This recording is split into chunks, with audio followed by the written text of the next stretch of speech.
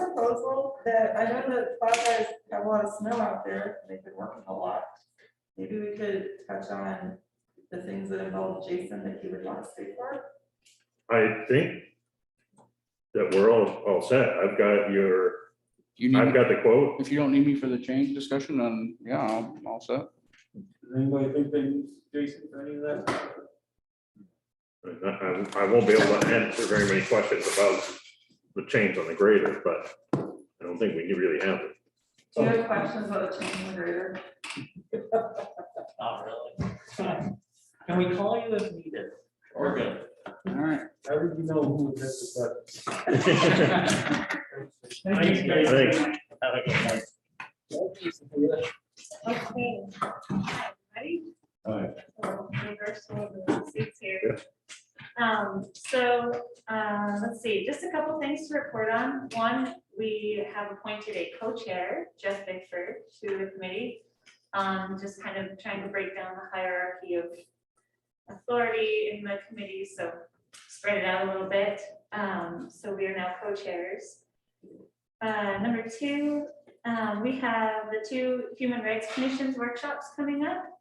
Implicit bias workshop on Thursday, February 10th at 5:30 p.m. and the bystander intervention on Saturday, February 12th at 10 a.m.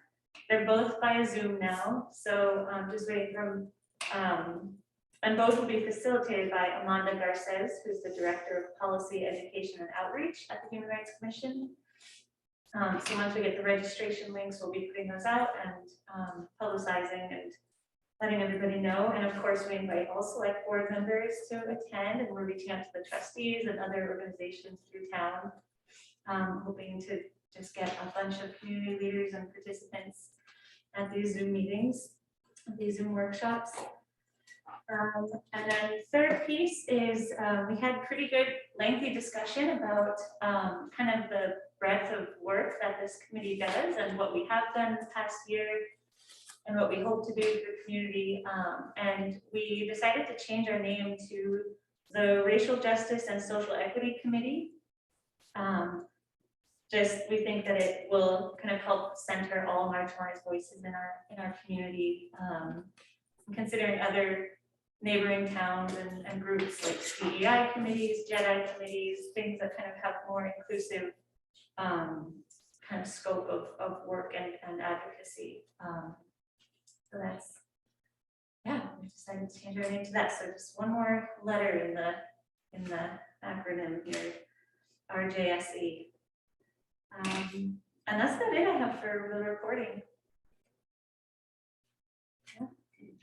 Thank you. Does anybody have any questions? Welcome aboard, yeah. Thank you. How are people signing up for the sessions? So there will be a registration link with the Zoom. So once we get that, we will send it up, like put it on Front Porch Forum, and you can send it through emails. And I believe once you click on that, you can register, and it's free to the public. So it's this Thursday though? No, February. Okay, the implicit bias is when? Saturday, February 12th. Okay, sorry. No, wait, I'm sorry. Implicit bias, Thursday, February 10th. I gotcha, so it's the 10th and the 12th. Yeah, 10th and the 12th of February. I was like, what is week? Okay, I gotcha. Yeah. So still a bit away. Quick question, is what was her name, Amanda Amanda Garces. Garces, is she setting up the registration and the Zoom link? She is, yes. Okay, great. Yeah, so it'll be through the Human Rights Commission. And she helped Oregon facilitate the last implicit bias one that we had. Okay, So she was there.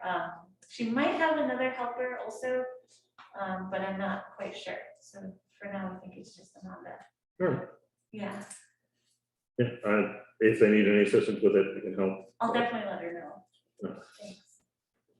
Okay, I have another question. Yes. So you talked about there was a good discussion about the work you do and how you do it, and it led to the name revision. But can you talk a little bit about what that work is that you're referring to? So we're thinking like in the past year, we've you know, getting the Take Back Vermont photograph removed from the municipal foyer, and you know, hanging the pride flag for Vermont Pride Week. Like I don't think that we're solely working on racial justice issues.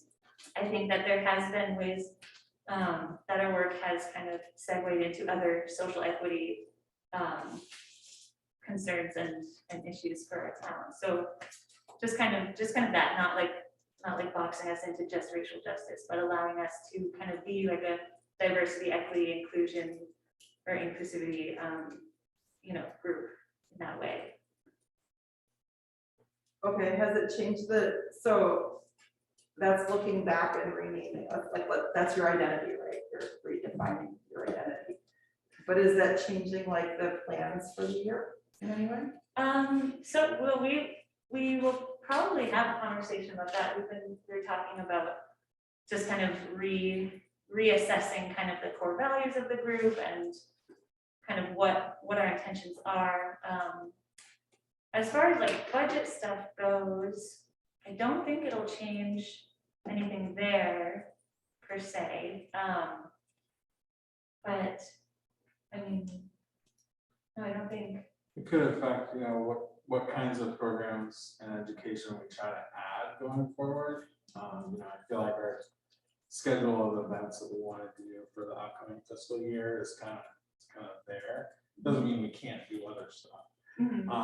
But the idea is to sort of look at the fact that we're already thinking about, talking about, acting on when possible broader issues than that. And so, you know, as we think about our planning going forward, how else can we educate about, advocate for, reach out to other marginalized communities within our greater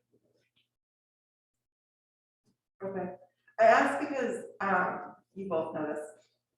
You already both know this, but I'm just gonna share it. I asked because I was doing some of my own work personally and watched some programs that were a few decades old at this point, and very specifically racial topics are being talked about right now using the same language that was used 20, 30, 40 years ago. And that is, to me, like an indication that not enough has changed. And I just think about it in terms of like the other areas you're talking about, the other equities you're talking about in whatever the social realm is, doesn't matter. And I feel like there is significant differences in the language we use today.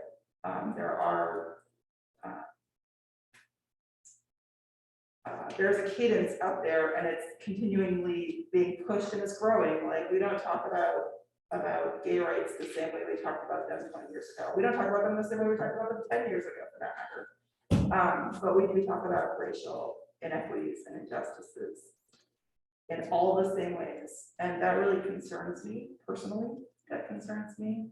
And I just mention that because my hope is that the committee doesn't focus most of their energy on things other than racial equity. So I just want to throw it out there for what it's worth. Oh, thank you for that. Yeah, no, I don't think that by any means we're trying to like water down the mission or anything like that. I think racial justice is for sure still an important part of this committee. I think it's just as a way of, you know, so when we do touch on other other issues, it's not like, wait, but you're the racial justice committee, why are you touching this thing? You know what I mean? I do. I think, yeah, so I think it's still very much a focus on racial justice and just allowing ourselves to kind of open up to a larger scope of our community. So what was the addendum to the name? The addendum. Racial justice and Social equity committee. social equity? Uh-huh. Yeah. As I recall, Doug was very interested in that in the beginning, if I'm not wrong about this. He was concerned about the social aspect. So I appreciate the fact that you're coming around to that way of thinking, I guess is a good way to put it. Oh, yeah. By looking into that more so in branching out and what you're doing. Mhm. Doug was very passionate about that. Kind of got swept by the wayside or whatever. And I'm sure that, you know, I'm not trying to speak for him, but I'm sure he'll be happy about that aspect. Yeah, I think, yeah, a lot of people who are kind of involved in the formation of this committee. I remember we were kind of advocating to have social equity somewhere in there, like Doug and Kyle, and so it's, yeah, I'm glad to see that we can kind of bring that forth. Thank you. Racial justice is still part of social equity. It's not like it's two Sure. different things. Yeah, totally agree, yeah. It's not like they expanded name, better fit overall.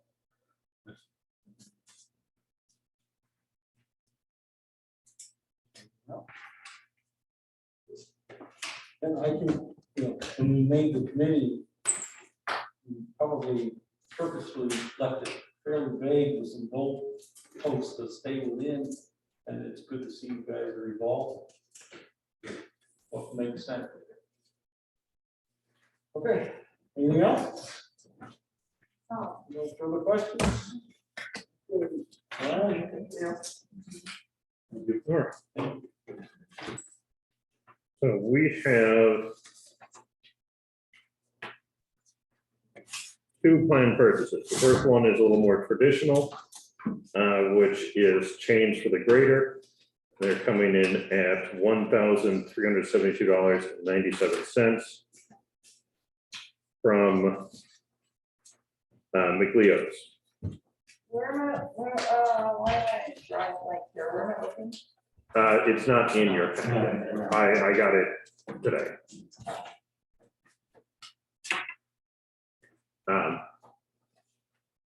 Yeah, we buy change from them on a regular basis. We have pretty specialized needs for the grader. And the You're super cool, sorry. $1,372.97. the other purchase. The other one that's a little bit less traditional, I just want to inform the board. We have a large tank that we'll be using for both sodium chloride and brine that we are purchasing for $0. That's an easy one to approve. Yeah, We can't get paid to keep it. it has a right to be purchased back by the provider, but they want it covered by our insurance while it's on our property. So they are selling it to us for $0, and they will buy it back for $0. And we'll be responsible for any damages. Is this contingent on getting supplies from them? They are our current supplier. We would have to, I would imagine, because they have that option to buy it back from us, that they probably would buy it back from us if we started using a different supplier. But we've been using them for chloride for quite a while. And it will work for both chloride and brine, Yes, and they don't care. not at the same time or anything like that, but They don't have an issue with us putting that. no, I think it's already down there. Lisa. it is. And We looked for it with they, Jason, you remember, he's like, yeah, that's the tank that we don't own. that we You're just don't right, look right, at. yes, I think, yes. yeah, they had loaned it to us and they decided that they didn't like loaning it to us because they didn't like that it was covered by their insurance on our property without any oversight from them about how it was used. Makes sense. Yep. Well, that's a good thing. They still not offering us Super Bowl tickets Yeah. to keep buying stuff. What's wrong with that? Okay, so that's pretty simple. Yeah. Nothing else? No, that's it. Any board members have any questions, concerns? If not, I'd say go about business, but with us talking about purchasing a grader next year, you and Jason can go about business, trying to make sure that there's an expansion joint or whatever, where we're not having to pay this again next year because we got bigger tires We just resell the chain separately. for a loss. We, depending on the grader we purchase, we might have to sell the chains. There's, Try. yeah, to think about it. You can't, you know, yeah, absolutely. It's something that we will keep in mind about, you know, the chains and everything else, and the cutting blades and everything else that we have invested in the current grader. How much of it can we reuse yeah. before we buy a new grader that's an entirely different type? Gotcha. But the cost of the chains is small compared to the cost of the grader, so. That's true. I won't be around, my input will be negligible, but, you know, with the work that we put into that grader, it's kind of rebuilding numerous things on it. You know, I wish the board would consider pushing it out another year or two. Myself, town would save a lot of money. I was thinking the same thing, Mike, because I recall, I don't know who I was talking to, but one of the guys I was talking to back in the summer was saying that graders, they like the grader as it is, so. I don't know what that means, and can't remember who it was, maybe they don't all agree. But, yeah, it's not a bad idea. I think also that with the chloride and the extra chloride that we're making sure that we put on, and because we are on top of grading the roads now, I don't think the grader is going to be put through quite as much strenuous work as it was before. And so under those circumstances, I think it could last longer. So I wish the board would really consider putting it out a year or two. It's a good point. But you end up potentially shooting yourself in the foot if prices go up. And we say, man, we saved 10,000, we spent 25. That's true, but who knows? A lot of municipalities have graders a lot longer than we do. Certainly do. And we spend money on them, and even if you cost average, you know, some certain overhauls on certain parts, they go bad on these, it's still cheaper than buying a new one. So, I mean, that is one of our biggest expenses, if it is not our biggest expense, it is a grader. And so, It is our single most expensive piece of equipment. so I think that the new board should look into it. But again, you know, I won't be around there, and that won't be either. But hopefully the two new board members will concur. Well, I would like to see the cost analysis of what we would get for selling ours while it's very operational right now too, because, you know, maybe it ends up balancing that, yeah, we checked everything in grader. We're gonna make that up by selling the grader we have right now. And it's a wash. We don't know. We're getting a little bit off topic. That's a next board's discussion. I got off the topic trying to plan. Yeah. I guess next item up is reviewing the proposed budget. All right. Some of the changes you had. Or, let's see, we took out the economic development coordinator.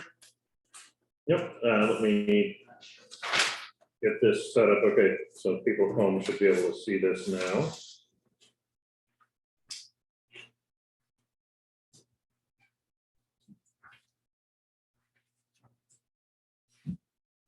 We used to have 4 participants at home. Right now, yeah, we just have 4. We used to get some great ratings.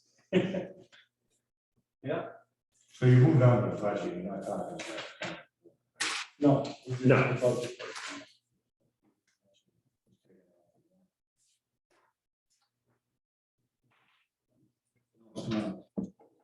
But it's on the. Yeah. You took it out. Took it out of the budget, yeah. Sorry, that's Yeah. So doing this a little bit quickly, I've made the changes that the board requested last time, because I did catch one, that's the salt. Let me get back to that.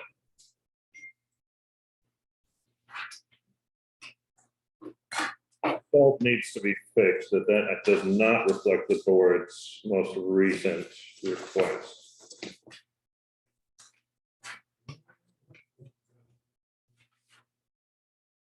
But other than that, this should reflect the board's most recent request. with a couple changes to end of year estimates and proposed inside the highway department with a couple increases for things like dust control and others.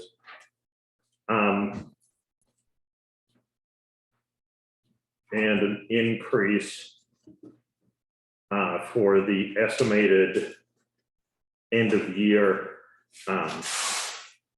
personnel costs to be compatible with the 6% raise that we gave employees back on January 1st. And the budgeting is including a 3% raise January 1. For next year, it's 3% over what we're paying today. It's built in, I mean, it's a crapshoot. It is, we're still in that. We never know what it's gonna be. It's built in. And for the highway employees, there's a fifth employee in that budget item. There An is. extra 4,000 for overtime. I think that was. The overtime, I don't remember what the overtime figure is offhand, but the overtime is the same that we usually calculate overtime for. But there was a no.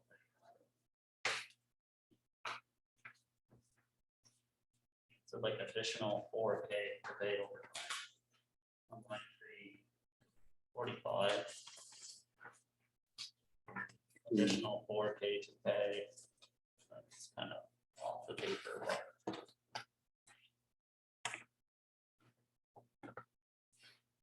Pay overtime.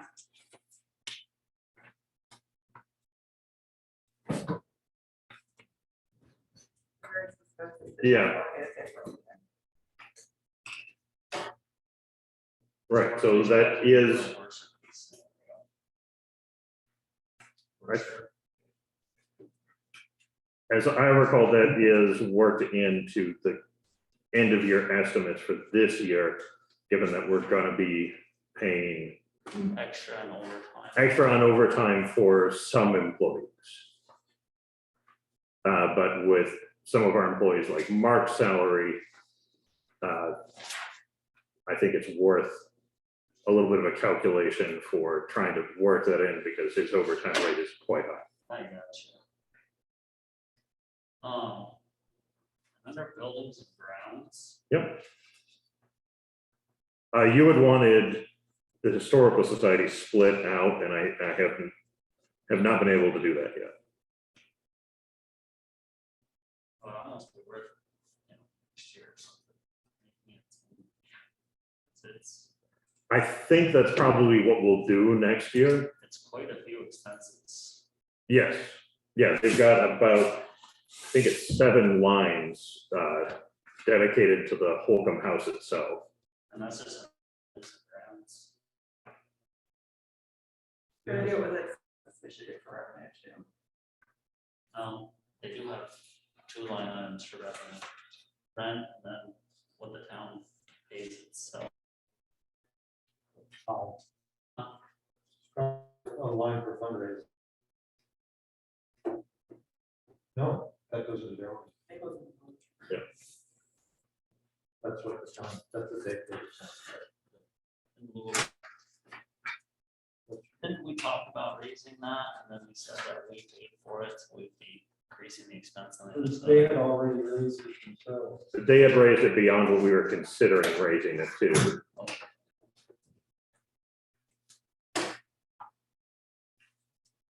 So in that early draft, it was just not properly reflected that the increase had already been.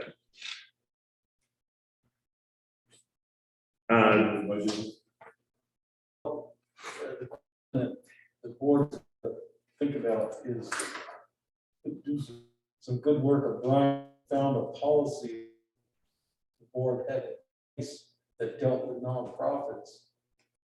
It's sort of not completely out of the realm of the policy to put a separate article in, but the understanding from the policy we had was once the voters approved it, it would go into our select board's budget.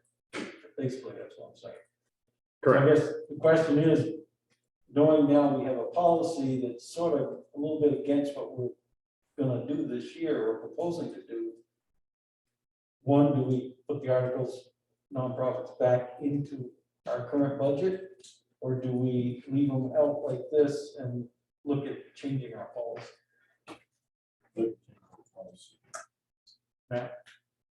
Interesting you bring that up. I've been thinking about this and I've had a change of heart. You all are gonna say it was my idea, and it wasn't. You can take credit for it. I did, however, make the mistake of putting out an incomplete thought in the meeting in terms of how we handle these things.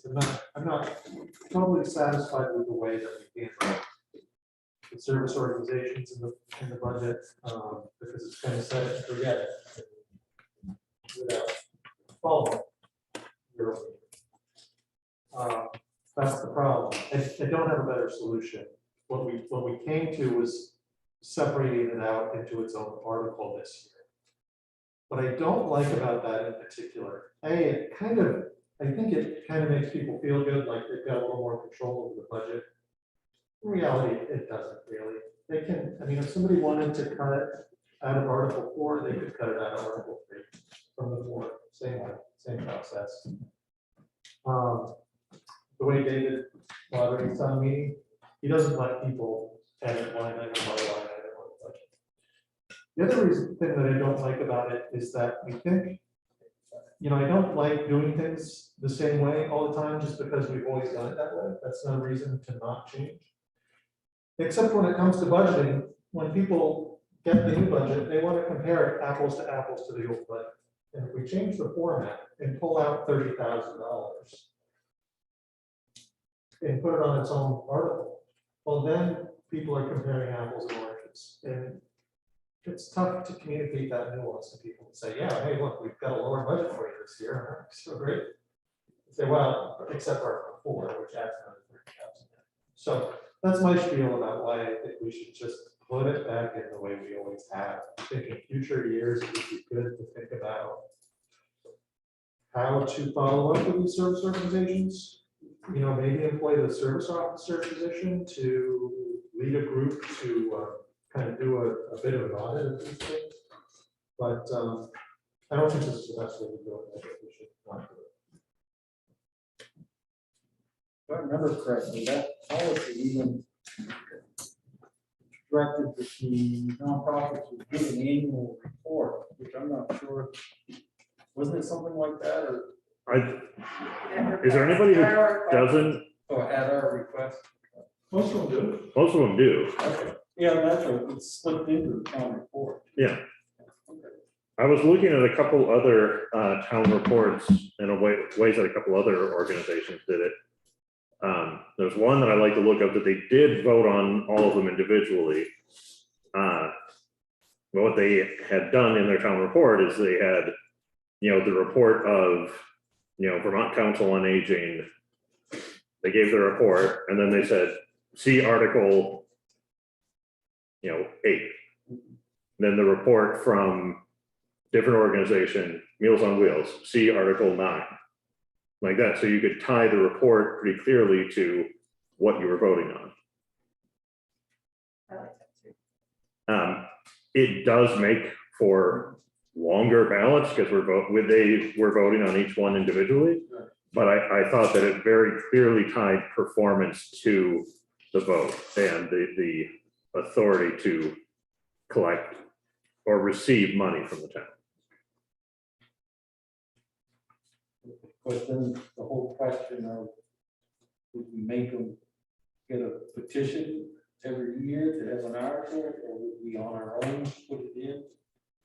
I think it'd get messy. After we've done it a certain way for a number of years. I think Matt's got a really good point about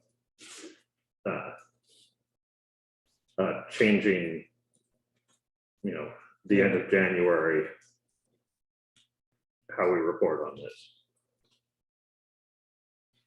I think for myself too, I allowed him to talk me into it. You're gonna I miss think it. you understand the way it is with board changes. I still prefer having them broken out as different articles. To support what you're saying. But you're saying each one individually.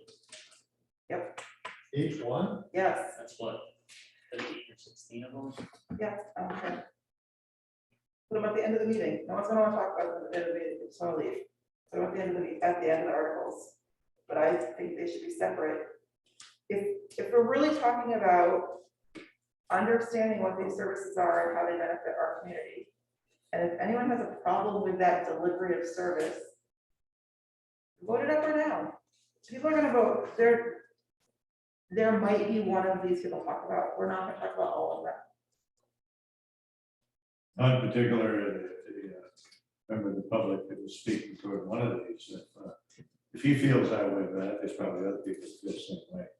So I don't have a problem with going back to the way we did it years ago, vote on individual ones, and Beth has a good point, put it at the end of the meeting.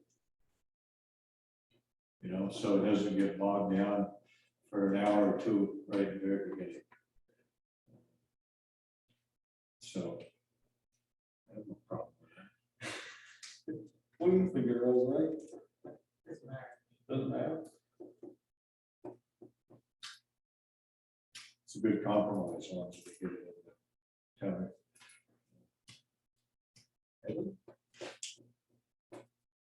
Okay. I missed part of that speech. That's all right. Wasn't that great? Usually you're pretty well thought. I did hear you say if they wanted to cut out, or they can cut it out Article 3. But well, for compromise where it's stuck with me a little bit about how town meetings that don't bring the power to people and having this separate does more fighting, however you want to word it. I do agree it shouldn't bog down the meeting. We get doing saying that people just willy-nilly say yes to everything at the end of the meeting because they want to get out. But for the people that support them, they won't say. So if I did a poll, who would like to keep them in the budget and who would want to pull them out? I don't want an individual article. These I get pulled out like this. Where it's, it wouldn't be Article 4, it would be Article Yeah. 10. Whatever article it is, but in this format. All in one. They don't necessarily. I think I heard that say separate articles for each. Because then you have the option, because then, Now it's only 6 pages long. I don't care, who cares? You don't have to budget for more people. That's good. The article for the way it's written, it's either all or nothing, right? No, you could You could carve amend, out something. somebody could amend some amount of money out of that. Okay. Yeah, they could have amended money out of the budget. True, but I mean, I'm talking about carving out. In other words, somebody just picks on, and I'm not gonna throw a name out so that people You I said my think I'm name. picking on it, but Joe Small's outfit or something. And somebody said, well, they treated me badly. And somebody said, well, they treated me badly too. And they said for $800. Could they carve out $800 out of this? Yeah, okay, well then leave it the way it is. And if somebody wants to carve out one, they have the opportunity. But they could do that anyway in the regular budget. That's true. But at least this is all listed that they can do it. They're not gonna try to carve out, they're not gonna go to our budget like this. I have never seen anybody go to the budget and try to carve out something, except Walter. Walter, he did it, but I mean, it's, how often does that ever happen? Well, they're frustrated with it because they say, I want to cut line X, Y, Z. And David says you can't cut X, Y, Z. He says you can cut X number of dollars from the total. But you can't, the select board has the power to decide where that comes out, which. Okay, so then how do we get around this with the Article 4? Each individual one then? The only way to do it is to vote on it. Okay. But this would give voters more power because if they amend our, if we left it in our budget, they can amend our budget. Let's say they don't like Salvation Farms. I'm just picking on one for particular reasons. They're in for $700. They could amend our budget to take out $700. Well, out of our full $3 million something budget, $700 could be tucked somewhere and never touch Salvation Farms. So the amount of power of the voters is lessened. If it's in this particular article and they amend it to take out $700 total, they may not be able to identify Salvation Farms, but the board then is going to be committed. Out of this total of 32,000, we got to take $700 out. We'll probably follow what the voters have said. So in that sense, the voters do have more power. So you're basically saying that you wouldn't have to have individual articles. We could leave it the way it is. I believe you could, because if they took $700 out, well, our only option, the select board could take so much money from each of the Each different, one of them. right, and keep Salvation or Salvation Farm. We did that once before, right? But typically a board would listen to the voters, and if the voters voted out, amended our number here of $700 and identified a certain nonprofit they didn't want to support, the board would normally, I can see some people on town meeting day, if we go back to the format, some people are gonna speak up and say, I thought this was decided years ago, that this was gonna be lumped into one deal. And that we wouldn't be wasting 2 hours to discuss this. That's up to the voters. They're the ones wasting 2 hours, not us. That's true. So I think. Can't argue with that. To your point, Eric, that ideally, the voters will be that clear with us.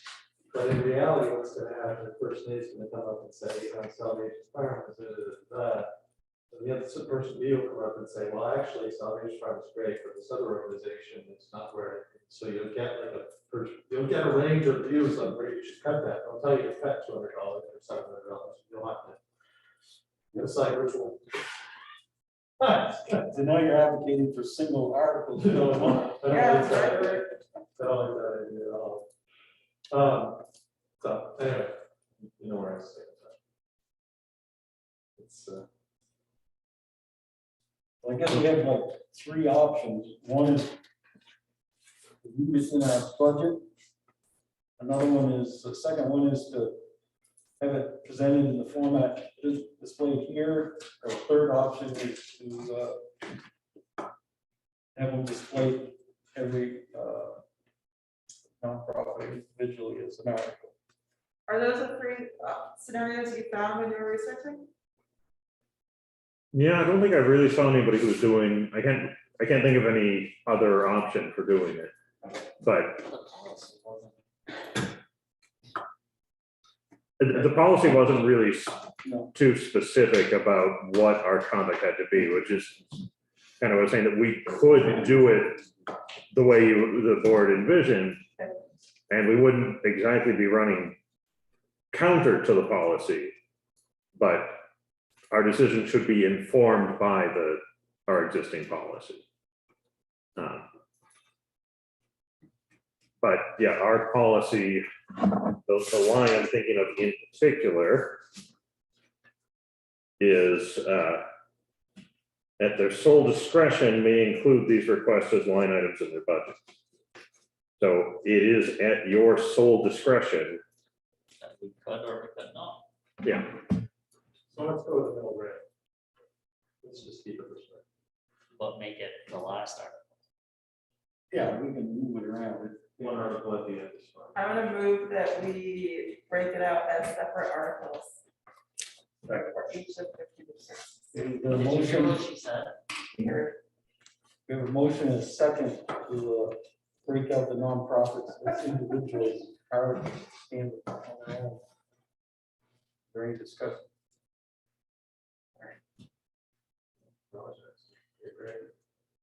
Seeing none, all those in favor, signify by saying aye. Aye. Those opposed, So, Nay. and the chair votes negative. This will be the only vote that we have, just you and I. one vote in this, Only 100% of the same side. So, just to formalize this. I mean, we'll be voting on the whole warning anyway, so we don't have to vote on how the Yeah. format's gonna be, but am I gathering general consensus to have it presented the way it's presented here? I'll move it to the end of I'll use the same language, I'll move it to the end of the binding resolution, the binding. Actually, we're gonna be talking about this later on. Yes, we're gonna have to, we're not really done with that or done with the budget yet, so, So leaving it out of the budget, back to the budget, and any other items on the budget we need to discuss. So we're gonna get in 2 cents. it is right now 3%, whatever that comes out to. 2 cents. Just 2 cents, right? Yeah, it rounds off to 2 cents. Okay, yeah. but if you're comparing apples to apples, it would be 3.5 cents. Well, that will be the decision for the voters, whether they want to increase the taxes or approving all of those. No, that's true, but if you want to compare the spend year over year. So I guess I have a generalized question about the skate parks reserve fund. Yep. Is that for specific items that they're? It's looking for, purchase in the future? 'Cause they're going up. It's the way their money comes in. It comes in on one fiscal year and it gets, most of it gets spent on the next fiscal year, the July 1st. The money goes in that reserve fund. And back. And it's earmarked for their spend. that's probably true, their reserve fund is different than a lot of the other ones because they can spend it on operating things because their season spans 2 fiscal years. But they do try and any funds that they're able to save and generate, spend on durable improvements. So there's a little bit of operating in there just because they sometimes need cash on July 1st. The middle of the summer, the middle of their high use season. But regular improvements are also paid out of that. And those are for durable improvements, and that's the. So that's not like whatever the proposed budget was, if there's funds left over, they roll it in. Use it type of. That's the way their reserve fund is set up, any unspent money goes into their reserve fund. So come July 1, we'll write a $5,000 check to go in there. Yeah, it's all On June 31st, we'll do that and then we'll budget them like $1,800 out of that. And they already have $8,000 on hand. It's just a question, nothing has changed, it's just. So backing out the community service organization is 3%. The 2 cents on the $300,000 property, that'd be about $60. Of course, if the article, all the nonprofits gets approved, it'll add almost a penny and a half a year back. So you're talking another $45. And then you add in the economic development for 40,000, and there's 2 cents. And we're over inflation now. But it would be up to the vote. Right.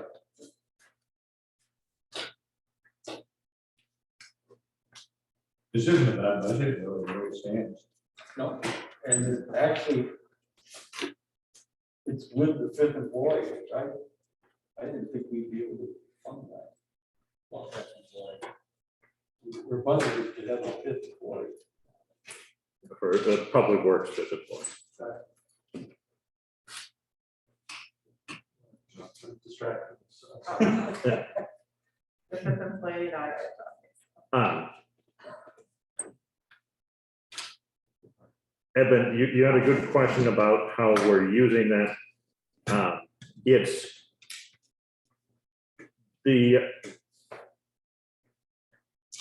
what goes into the reserve fund for money unspent is also modified by their, not just the money that they underspent, but, if their revenue wasn't up, like if their revenue declined, which it did this year, the amount that we could donate to their reserve fund would also decline. If that makes sense, it's. We could talk about it later. Okay. It's fine.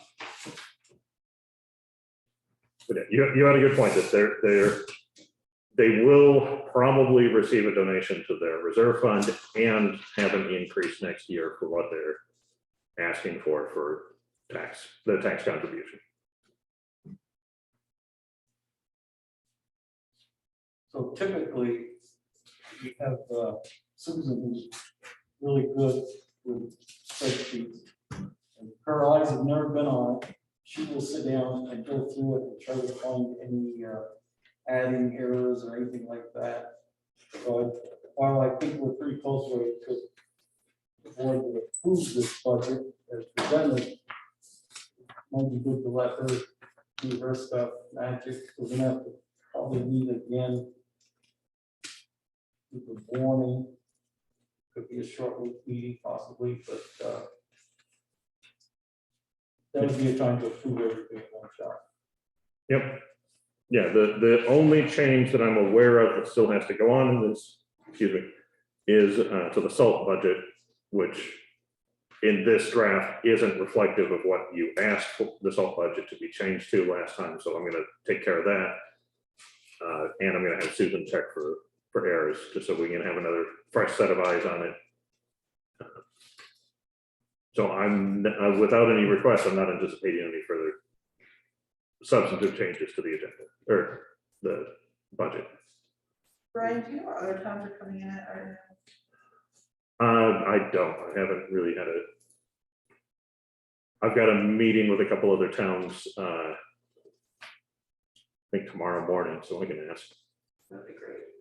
Be interesting to see how we compare.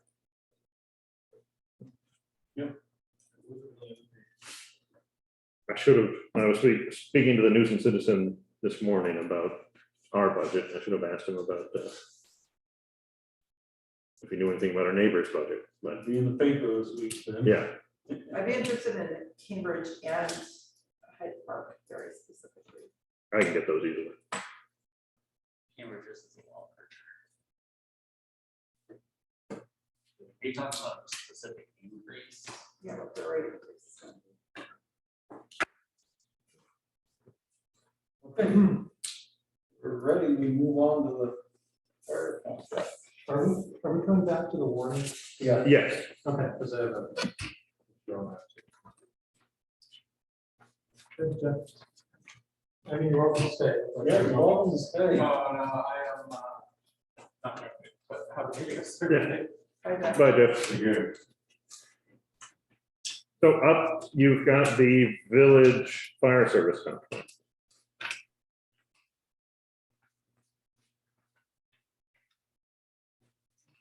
This has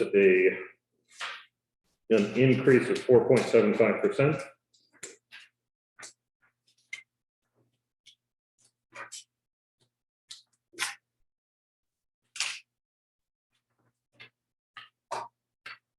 Contracts we should keep an eye on and should review. We updated the contract a couple of years ago after determining that it's been a very long time since it had been updated.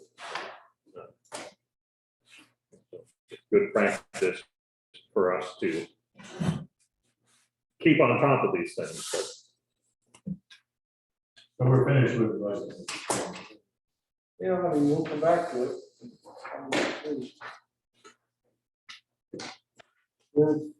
This agreement has our escape clause in it, right? Correct. Good, let me see. Trying to just make sure.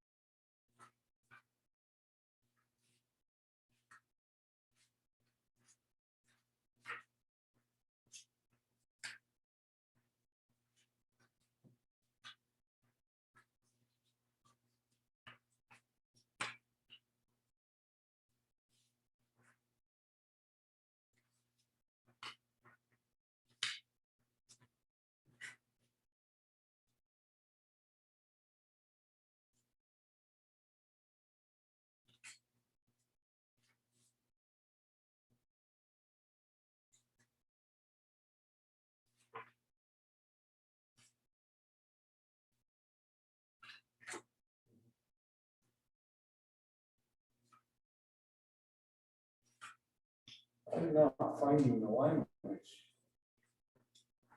Letter seven, Is it? Yeah, I think it's a- 60 days.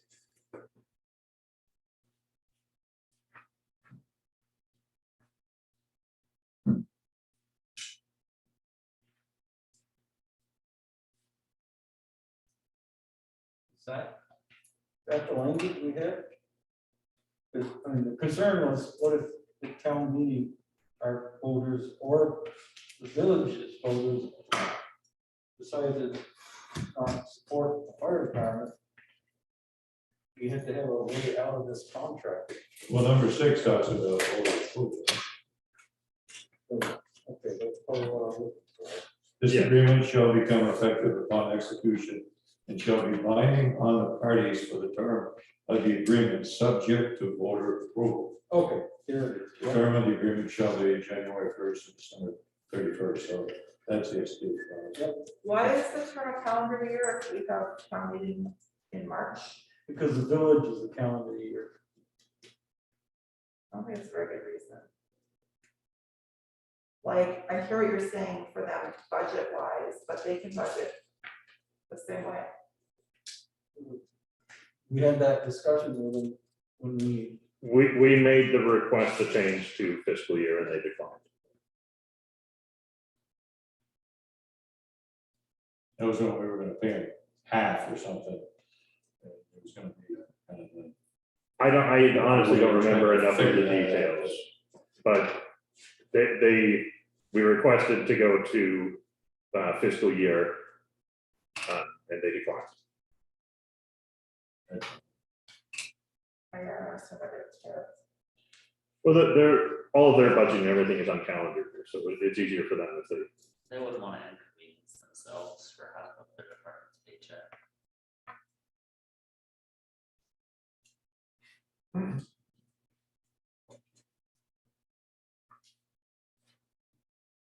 This has to be voted on at overtime, right?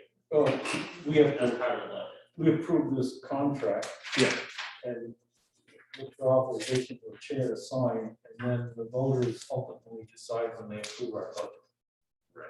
Yeah, if the voters slash our budget and the select board hears from the voters, you know, we specifically want you to, you know, we're cutting the $91,000 from the budget, and we specifically mean the money you're spending on the fire department.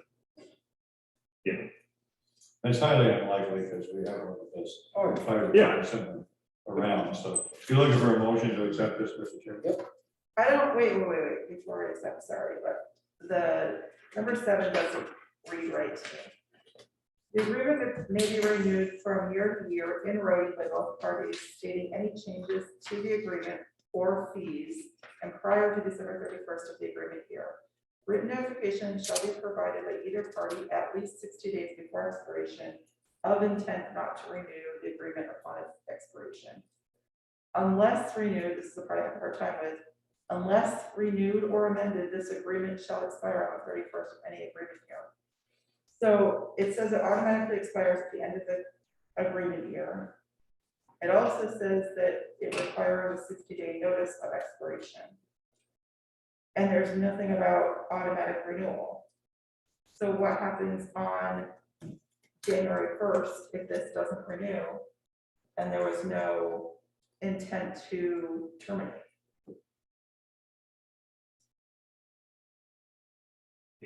You're right, we have no contract right now. well, it kind of says both. I think it's best. Am I understanding you right, Beth? No, Eric understood it right. I mean, this says we don't have a contract. If this is the language that's used in our current contract, it says that we are not contracted with fire services right now. Well, they say that, but it's not the case. So, I We mean, get into like Same liabilities and things like that, though, you know, it goes back to you don't know until something happens, right? Yeah, And I think we should not wait until something happens. I think we should say this contract automatically renews unless terminated by whatever party. I mean, I think the way we've been operating is they've been providing us with a budget number prior to December 31st. They usually, in December, they decide what they're gonna pass over to us. We're aware of it, but we haven't started our budget yet, and it's just a timing thing. Right, and if that's the case, I think that the verbiage should be that this contract automatically renews with the terms within the contract until the renewal is signed. But not that it should not expire. But I guess we have to somehow address the financial side, because financially, we've only currently paid until December 31st.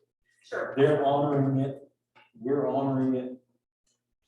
So we can say something like, we follow this automatically renews, we follow the contracted price until a new renewal contract, at which point we'll retroactively pay the difference. Yeah. But I think we need to not have the contract terminate. Okay. That's a good discussion to take back. So, Well, in that case, we can't act on it. Right. but we don't have. So let's act on it tonight. Let's act on it tonight with this contract, and then address that again later. That would be probably the thing to do. We could approve it tonight and then we work it with the trustees and make an amendment to this particular document. Because they're the same boat we're in. Exactly. Yeah. Make a motion, we approve the fire contract as written. Authorizing the chair to sign with the stipulation that it be number 7 be tightened up by this coming year. We have a motion, we have a second. Second, discussion. Seeing none, all those in favor, signify by saying aye. Aye. Opposed? You got a good one, I'll get you. Yeah. Later. Okay. Tree board appointments. You make sure the new board gets it straightened out for the year. And told us for good. You don't get to 2023, this time in 2023. That's a really good point, thank you. Yes, Lauren Finkelman has been attending several meetings and would like to assist in the board's work. Sue Lovering, board's chair, recommends her for appointment. Board's pleasure. So motion, got a second, any discussion? All those in favor, signify by saying aye. All opposed? Town meeting format draft warning. All right. So you've got a warning in your packet. And you also have a warning on a separate sheet of paper that I've got a couple updates. Where I've received a couple updates. Article 4, well, the first Article 4 was expanded out to cover all the different groups and to describe that. My concern on the first draft was that it wasn't specific enough to say that we were going to expend $33,000 for community service organizations without detailing anything about how we were going to spend the $33,000. So I made that change. Article, let's see. The second Article 4 is getting, all the rest of these are going to get changed. But using their printed numbers, Article 6 has new language that we received from our attorney. It's pretty similar to the draft, but it reads, shall the town of Johnson withdraw from the Lamoille North Modified Union School District? Brian, that's not an Australian ballot item? Yeah, that has to be Australian ballot. That should be Australian ballot? So that'll have to get moved. I guess a good question before we go any further is typically the format has always been the Australian ballot items first. And then everything that we vote from the floor Second, okay, I'll make that change. And let's see. There's one other thing that the very last article has to be any other business to bring Yeah. before this board or this town. Does it need to be a informational meeting or not? Yes. There'll have to be an informational meeting scheduled 10 days, within 10 days. Yeah, 10 days. Let's go up. Yes. Yes, and we'll have to set that in the warning. Does that not feel like it's really a process at all? Hopefully Walter will be here for the information meeting and it'll be us. I think Walter and Mark are both, well, I don't know about Walter, but Mark is holding up on it. Mark,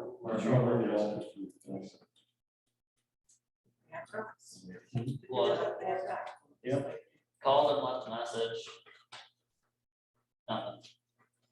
Oh, look, I Uh, call it a couple times. yeah, and Article 9, I don't have the seats for the school board, There's just 1 3-year seat this year. 1 3-year seat. Yes. So that'll get changed to. So on the second article 4, if I may. Yep. I was reading the village trustee meeting minutes from this last week, I guess last Monday. And the impression I get is that their understanding of that any potential community economic development coordinator position would work is a lot different than kind of what we're moving forward here. In cooperation with the village of Johnson. Yeah, I'm not sure that that's.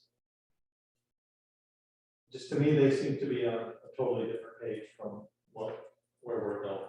So this seems a little, what's that? I would delete that section.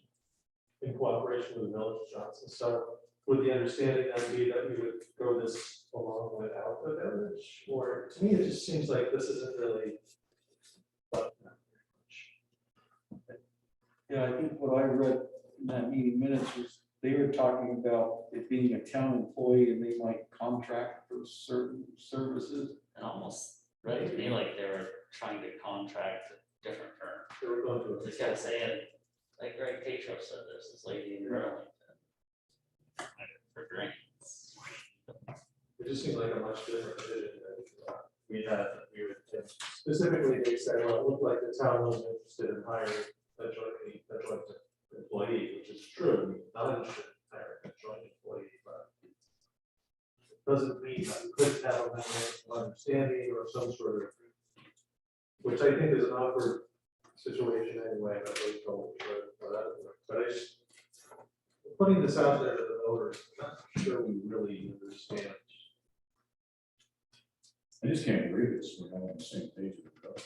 Well, Village is on the same page with us. that's sorry. Well, Strike that, that's this kind of joke. It's, it would have to be in cooperation with the village because $40,000 isn't to fund an employee.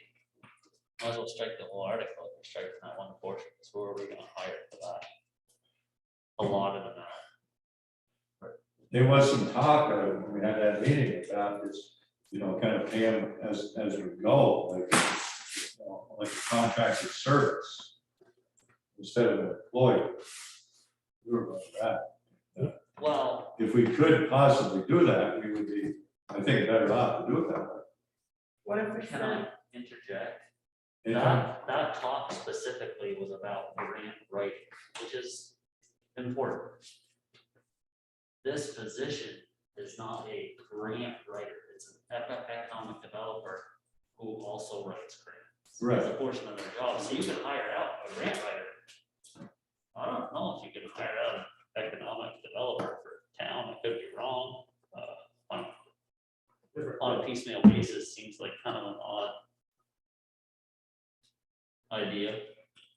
what if It'd be we worth said, finding out. what if we said, authorize the town to appropriate and expend up to $40,000 for the purpose of community and economic development? Too broad. You're not gonna get much No. economic development for $40,000. Well, Wait yeah, a second, it was- wait, let me finish my thought, please. The reason I say that is because this article is about hiring a position or adding a position. We don't have to add a position. We could add a position, maybe, but we could also use those funds to contract services out, which is not the same thing. And with your proposal, it would give us some wiggle room to work with trustees if they put something in their warning before the voters. Yeah, it kind of knocks down the walls. I agree with contracted services. It's a better deal. I don't think you can find it. I think Evan's right there. I don't think you could find a contracted services for an economic development.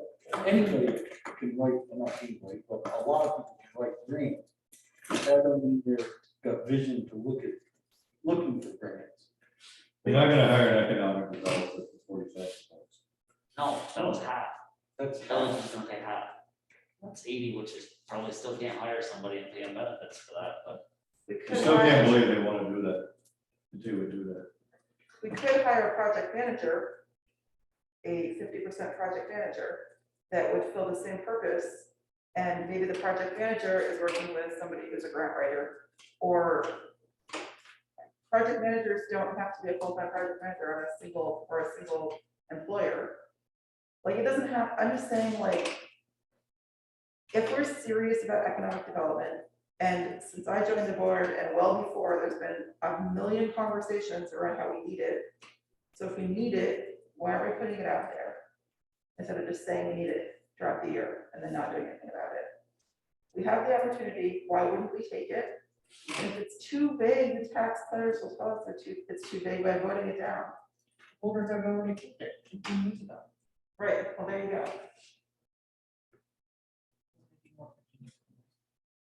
Before we started, it was a good thing. So it's already been approved. once.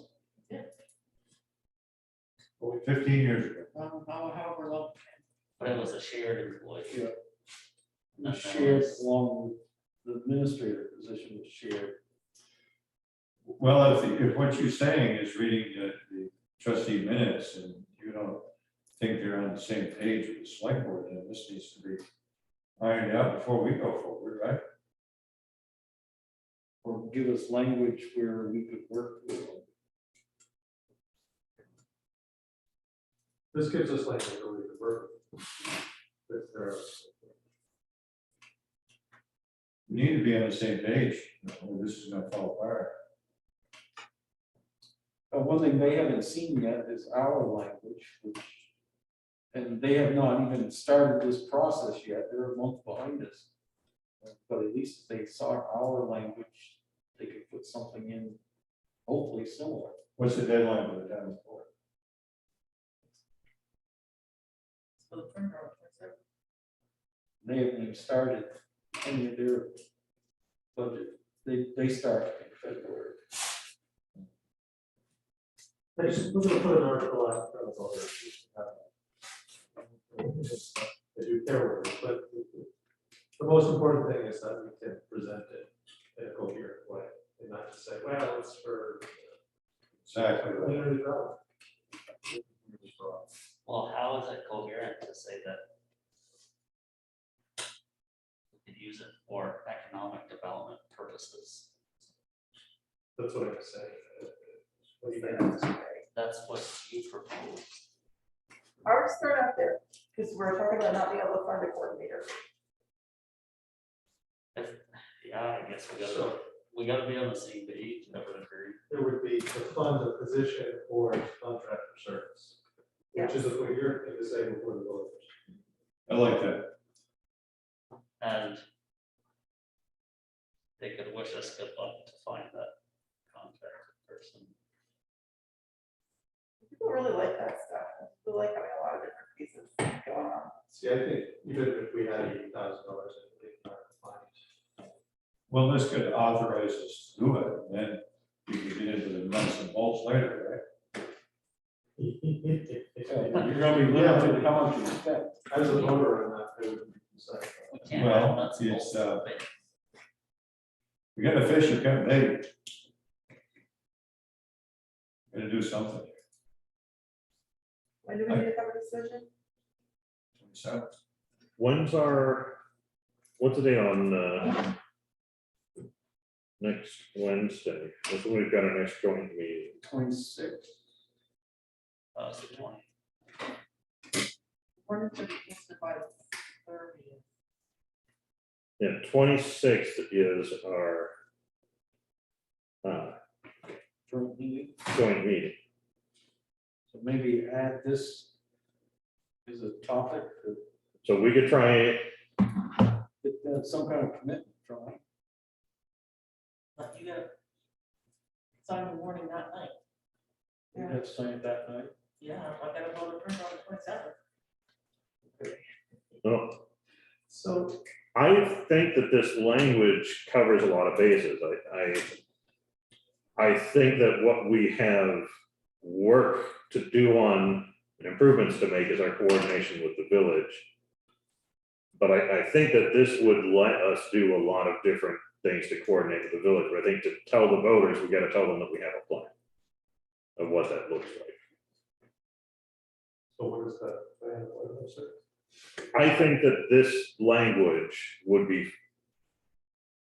fine to include Yeah, What language? The language as it's written? as it's written. Would be fine to include for most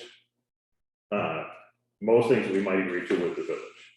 But I think it's very important that if the villages, and I think you're right, that we do have very different outlooks on this right now. We do need to improve that in order to get anybody to believe us that we're serious about this. We have to coordinate with this, but okay, I'm good with that. I think that whatever agreement we can reach with the village, this isn't gonna get in the way of that. Okay, Does that make sense? Okay, I'm just gonna.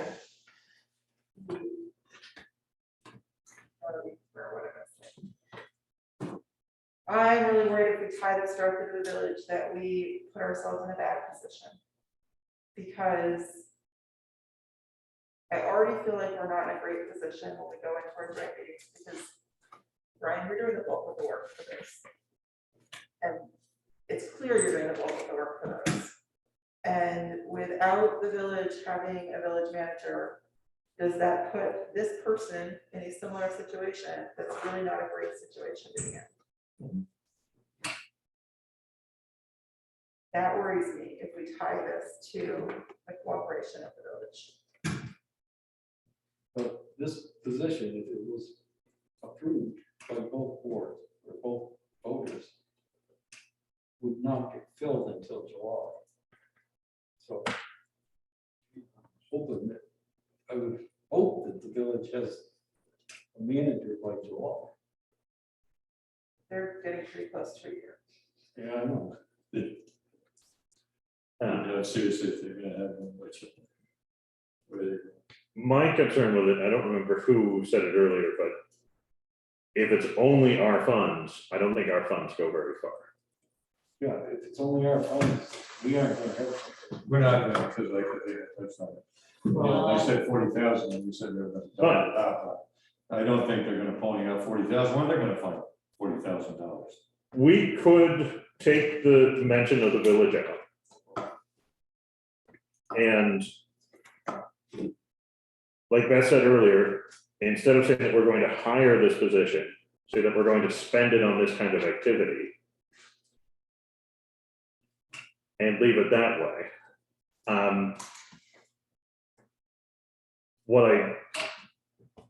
That's a harder question to answer to the voters. If what are you gonna spend it on? You know, what are you gonna spend $40,000 on for development? Where they already know and they can visualize what a coordinator is because we had to lay it. And it also, I think, sets a good expectation for, this is not a one-time cost of $40,000. We're hiring a person to do this job at this rate, so we can expect this. To be in future budgets. Right. And that's my biggest concern about taking the word hiring out of it is does that set a realistic expectation for what the next budget is gonna be like? And you said you were reading the trustee minutes. That was the meeting in the January 10th, right? So, So you're reading January 10th. We had a joint meeting later in the week. We had a joint meeting on the 12th, right? No, That was no, early. but I was gonna say the That was what? 12th was about the merger. Yeah, the 12th was a pretty full meeting already. But we had to do the website and merger discussion. But we had a joint meeting, and didn't we discuss the business with the economic? We I did, thought they were more on the same page with us then. yeah, they do, but read their minutes. Must have been back in December when we had that. Because I can remember we were having that discussion. Okay. When Dee wrote that letter. Yeah. If we, That was on the 15th of December. yeah, if we had I think the that's right. article. That's why it's kind of fresh in my mind, because I watched the whole video today. Yeah. But they were more with us then than they were in these 10th of January meeting minutes, I would say. They're more on the same page with us then. Well, and candidly, I don't think they're on the same page with themselves. I think that there's a big internal discussion there about whether it's a good idea or not. Maybe some of them don't want to do it. They are saying so, and some of them are pushing pretty hard for it. So So you're saying it was window dressing when they were discussing it with us on the 15th of December. well, I didn't say that. That meeting also got heavily hijacked with the grant rating portion of this job only. We brushed on economic development and tried to bring it back to that, but it was very heavily just.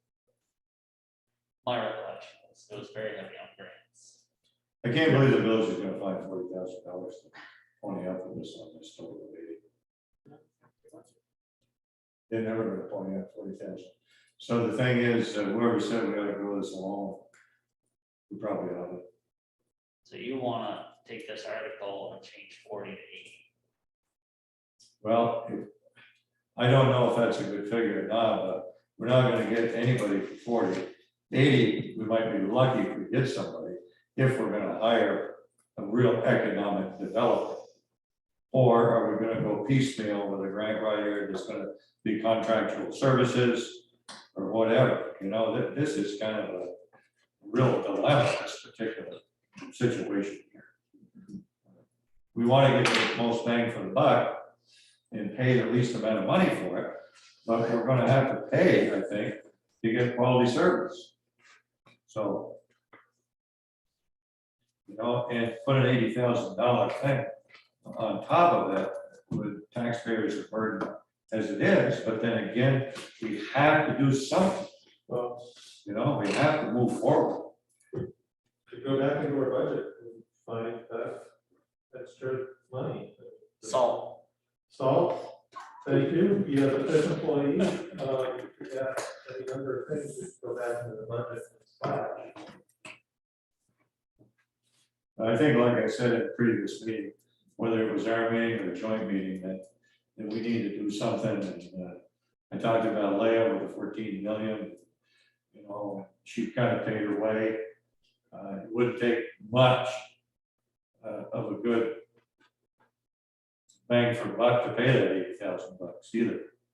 but again, you're talking specifically that. Yeah, we're talking hypothetical too. We are, I mean, she did bring in a lot of money. Almost, well, over half of that was just with one project, right? Phil? Yeah. But you said 8 million, she brought 14. that's 14 million total, right? Right. That was just one project. but that also serves a good example of it's not realistic to expect that to pay for itself every year. It's, you make an investment so that, yeah, Exactly. Right. Long term. And then we have to start budgeting for some matching funds. Because we could pay $80,000 and they can get ducks in a row, and maybe if we could have somebody for next year's budget season. Tell us the grants that we should be looking at, but we don't have money to plug into that, where this is a position. strictly pushing paper right now, because we don't have enough funds to match grants if they got them anyways. And unless we can explain this to the voters really well for everybody to understand, we're spinning our wheels. I like, as weird as it sounds, I'm coming around to Beth's idea. I get that keeping the word hiring creates an expectation that this will be a position for future budgets. I agree with that wholeheartedly. If we take the hiring portion of it out, it allows us some funds for possibly hiring out grant writing if it's a good grant for us. It also allows us, if we have an employee that would like a boost in responsibility in the town office that would like to take over some portions of grant writing or whatever, it allows us $40,000 for the purposes of community economic development. They could promote into a position. Yeah, it kind of allows growth, which employers should kind of be somewhat responsible for anyways. I like keeping the word hiring in there. I don't think we can go in front of the voters to place that. Everything that I heard, that the village is not gonna be able to pull me out to match our contribution. I mean, if we went to the voters for twice that, basically we'd be asking our voters, does the town see value in hiring an economic development coordinator? But With no expectations, but the thought would be is we would contract that employee out to the village, so for some rate of reimbursement, so but we don't know what that number is. we're doing all the thoughts and hopes right now. I think it would have to be the town willing to go it alone, knowing probably there'll be some amount of reimbursement from the village because we'll contract out. We just can't tell the voters it'll be 10,000 or it'll be 30,000. We don't know.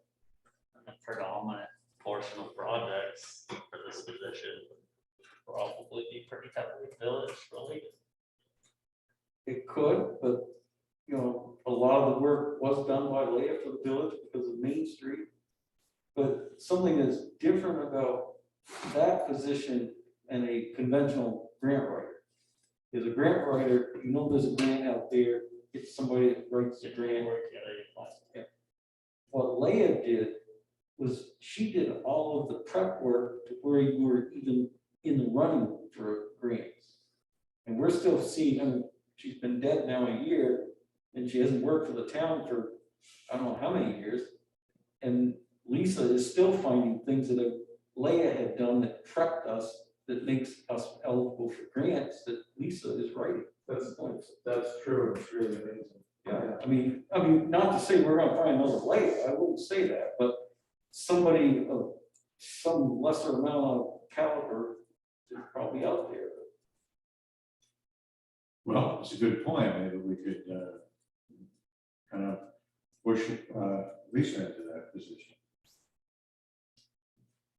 I'm not sure if that's Lisa's background or even the direction she wants to go. That's a whole. Yeah, I think that's an entirely different I'm gonna go back conversation. to it again, unless that we can explain this well to the voters on town meeting day. We should table it, Well, we kind of Drop it. out how to explain it. unless we can do a good job of convincing the voters. We need to forget about it right now. If this was going to be Australian ballot, I would say it probably go down.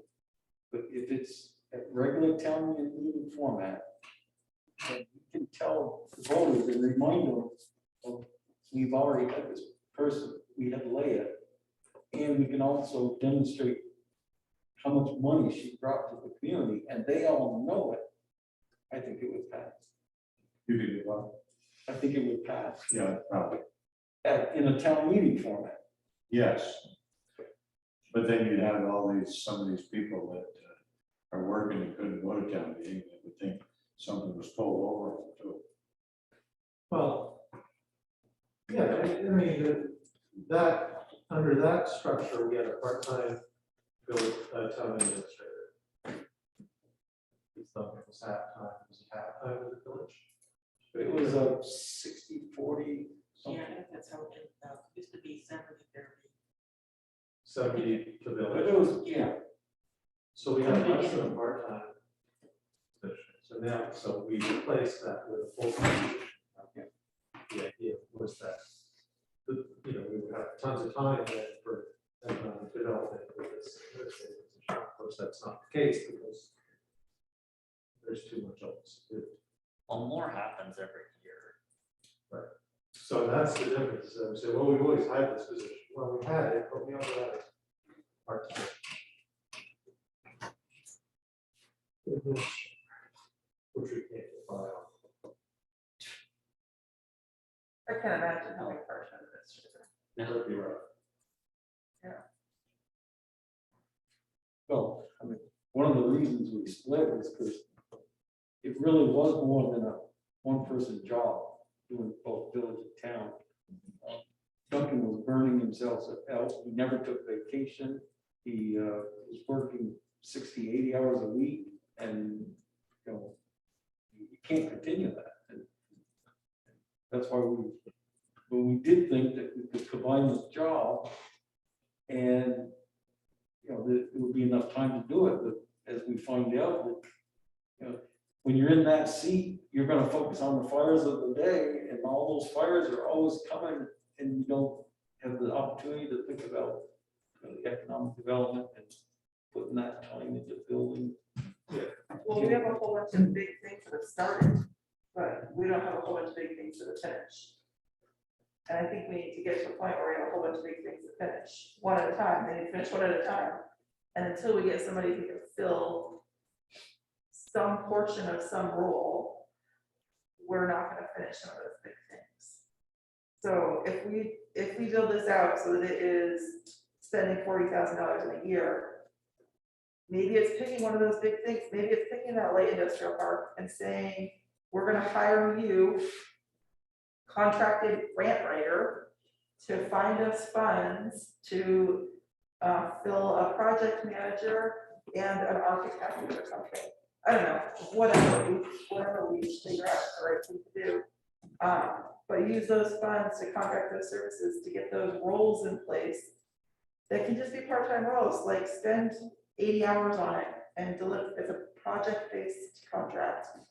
Deliver what you have.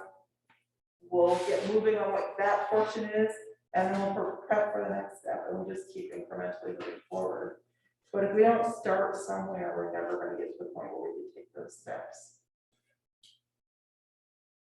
How does this sound? We asked the voters to authorize this $40,000 to put it into some kind of a fund or something. Don't say anything about hiring anybody.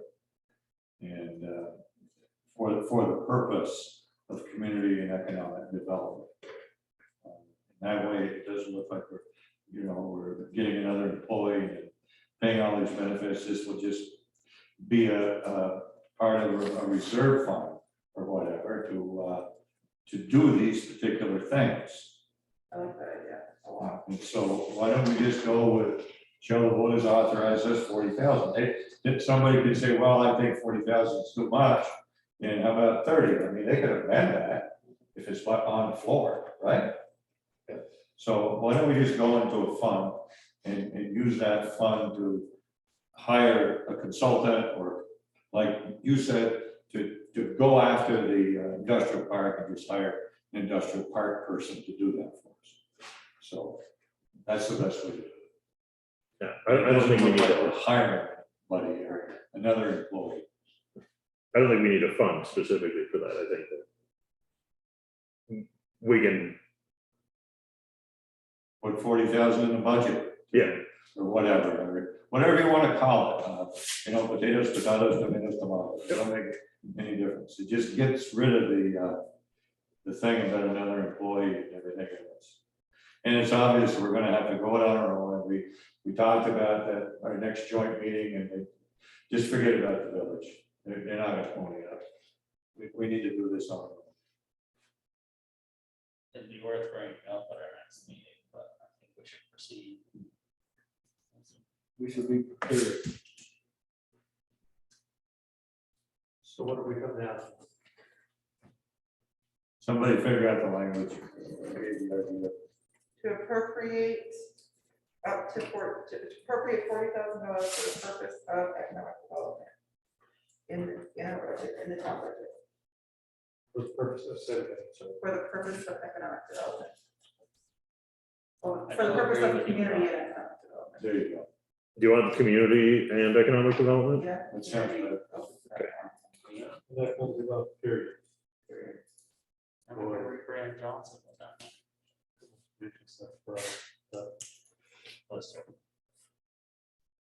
And we have the money. Yeah, so should we add more like will be intent? With a project-based intent, or something like that effect? You know, we could tie that to the industrial park.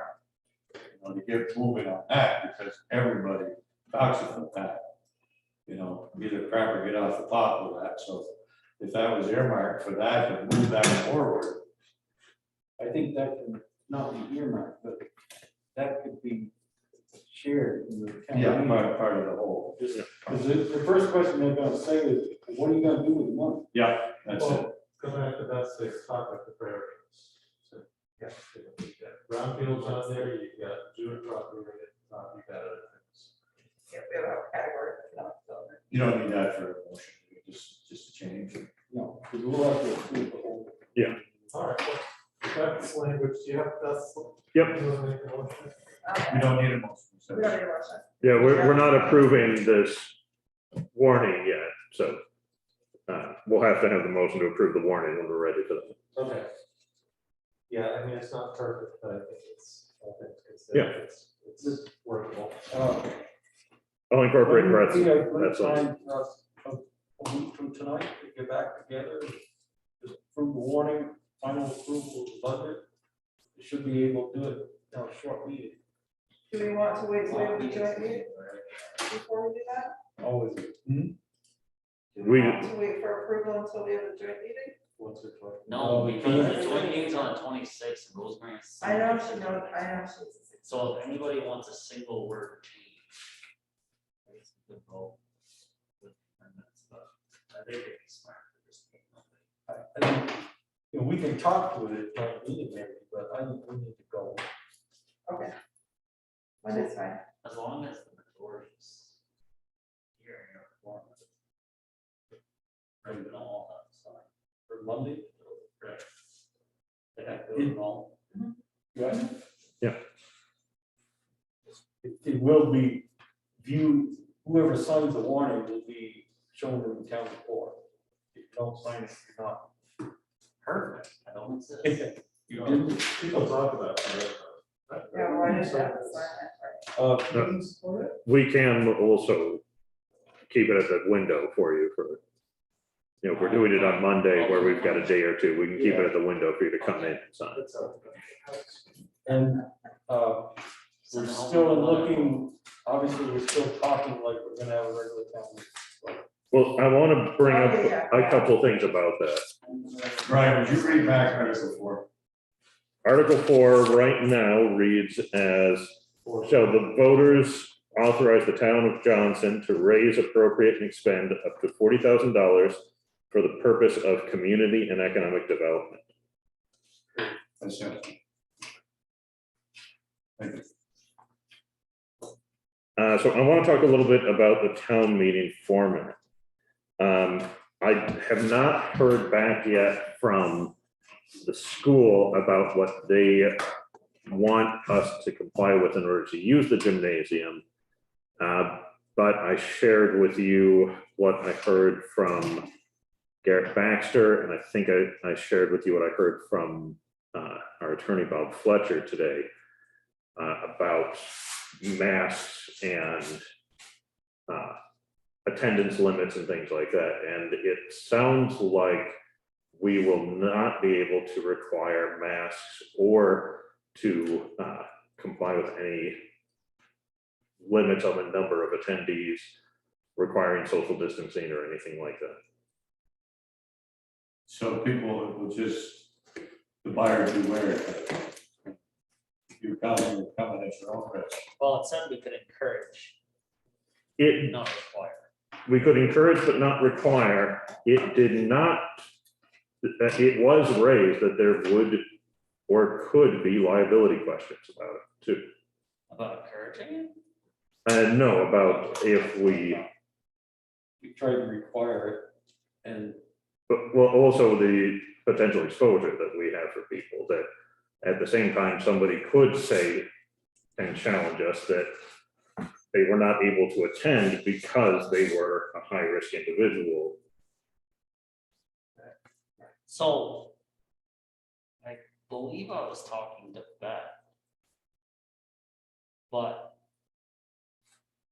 are people not allowed to contribute via Zoom, or is it just because the moderator can keep up with both online? I don't think you can vote on. Yeah, well,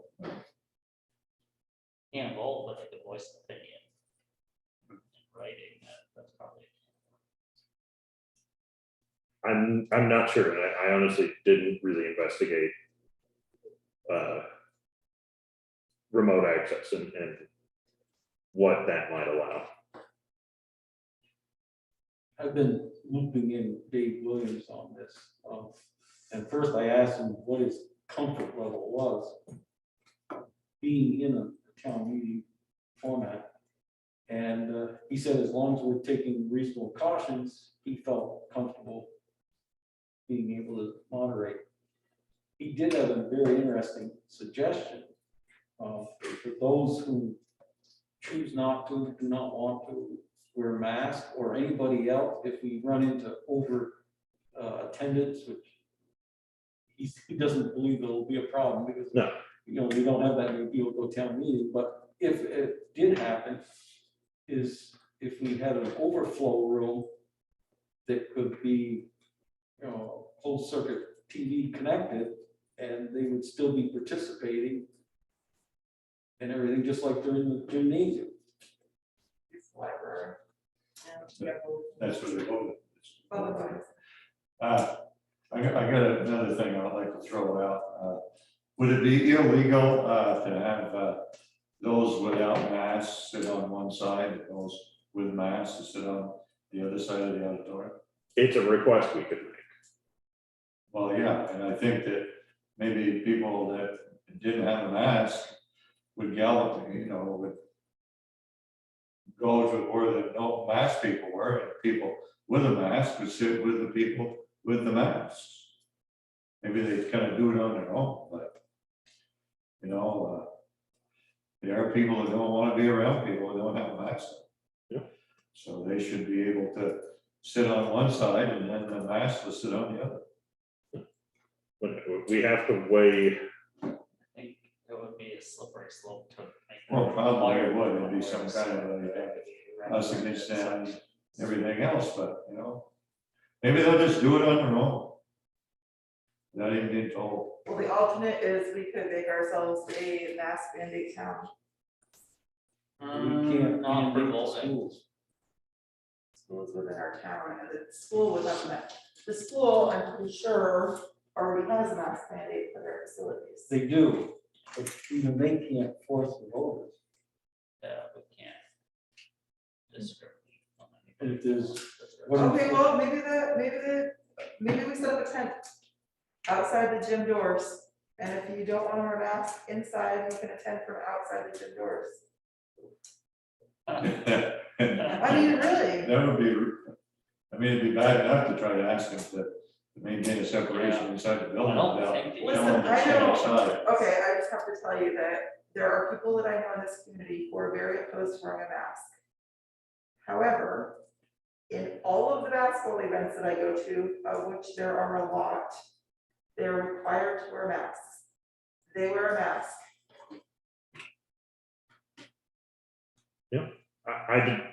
I don't think it's an unreasonable request to make to anybody, but we cannot interfere with somebody's right to be, To To vote, vote I understand. and to be represented, so we cannot make them wear a mask. But we also have the problem of if we don't make people wear a mask, for those people that feel uncomfortable around people who aren't wearing a mask, are we interfering with their ability to be heard and cast a vote? That's why I propose that we have a tent outside the gym doors. We could have propane heaters away from the doors so they don't flow in. And it could allow for participation if you choose to not wear a mask. Do you want to wear a mask to come in? Cool. And then we, you know, block off the tented area so that, I don't know, I'm just throwing it out there because I feel very uncomfortable holding a town meeting if we cannot require masks. And I understand all the reasons we can't. The only difference between what Eric suggested and what you did is you said, if you're not wearing a mask, we want you to stay outside. Like. Well, the closer to difference is TV that or we're using room. a school building, school facilities with HVAC that goes, or HVAC, like goes through all the things. Oh, yeah, I log on this. as well. So like. They're still having to enter the building and walk through it. Is the school required to allow us to have a town meeting that doesn't meet their mandates? No. So if the school came back and said, we're not allowing people in without masks, what kind of a river are we gonna be in for finding a location? Yeah, we're gonna have a very hard time trying to come up with another location. Then we got a great tent, like a whole parking lot right up here. But politically, for the school, they're denying the right to assemble for the voters that are their voters as well. Some towns have done that. Have they done that? They've done Well, that. last year, yeah. And we're gonna hire out Belvedere's. Now, the vote was taken a while back for this upstairs to have masks on when you come to a select board. So it isn't a town meeting, kind of an extension of a select board meeting, No, it is entirely different rules. but you have all the select board there. Yep. But it's not our meeting, it's their meeting. It's the people's meeting. I bet, you know what, Mike, I bet if somebody pushed us on it, they could probably make a constitutional argument to not be excluded from the select board. Because they're not benefits. Yeah. Probably if they pushed it, They could. Yeah. probably the same thing applies. And it'll have to be mashed.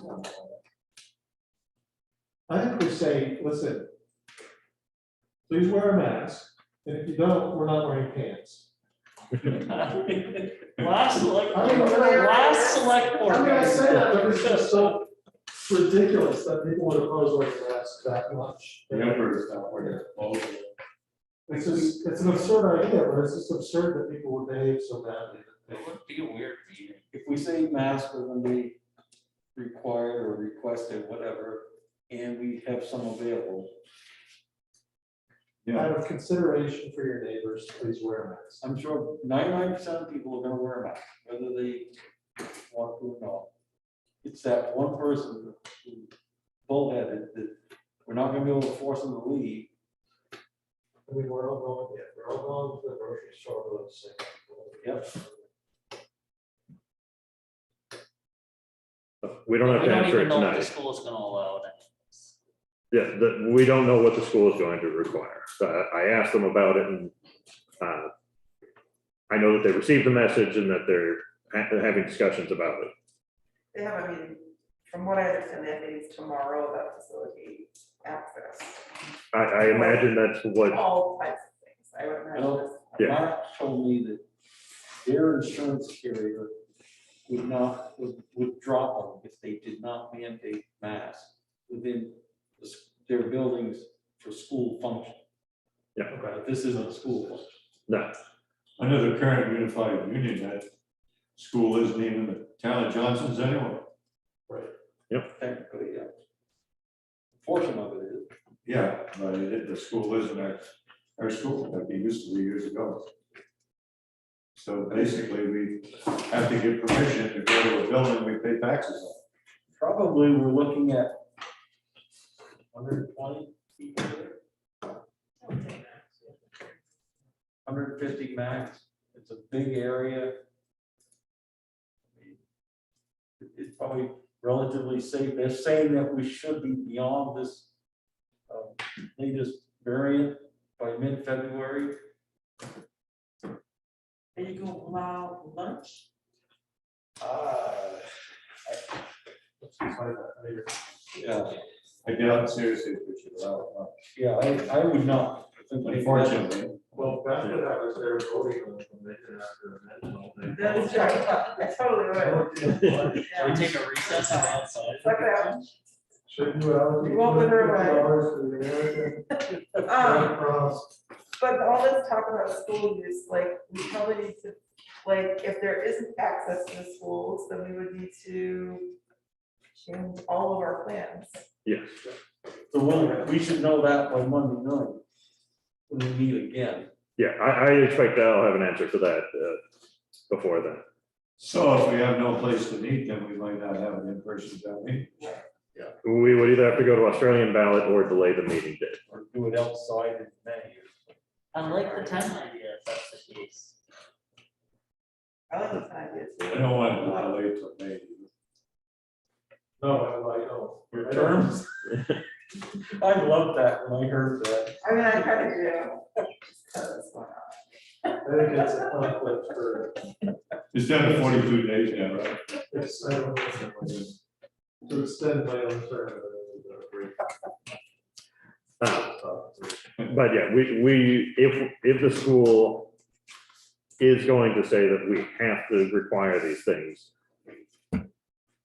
It's really going to irritate a lot of people, considering. We how can. much money Everybody pays for taxes to school.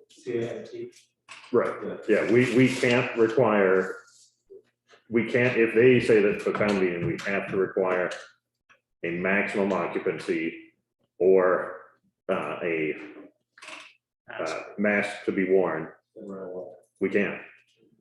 You know, depending on, we might be able to negotiate with them about maximum occupancy if there's a realistic number that we probably will not exceed. But See what we do from. Yeah. Okay, and we ready to move on? Signage? Oh, now this is a request from the school, so this will be contingent. Right, yeah, good negotiating. Contingent upon town meeting. Shall we vote to get out of that? so Unified school agreement. are you fine with Jason Right. handling, adding a couple signs to the school area? I looked at the MUTCD, the municipal uniform traffic control devices. There are a couple more signs that we could use that don't require us to adopt a school zone speed limit. And a couple more signs that we could put up that wouldn't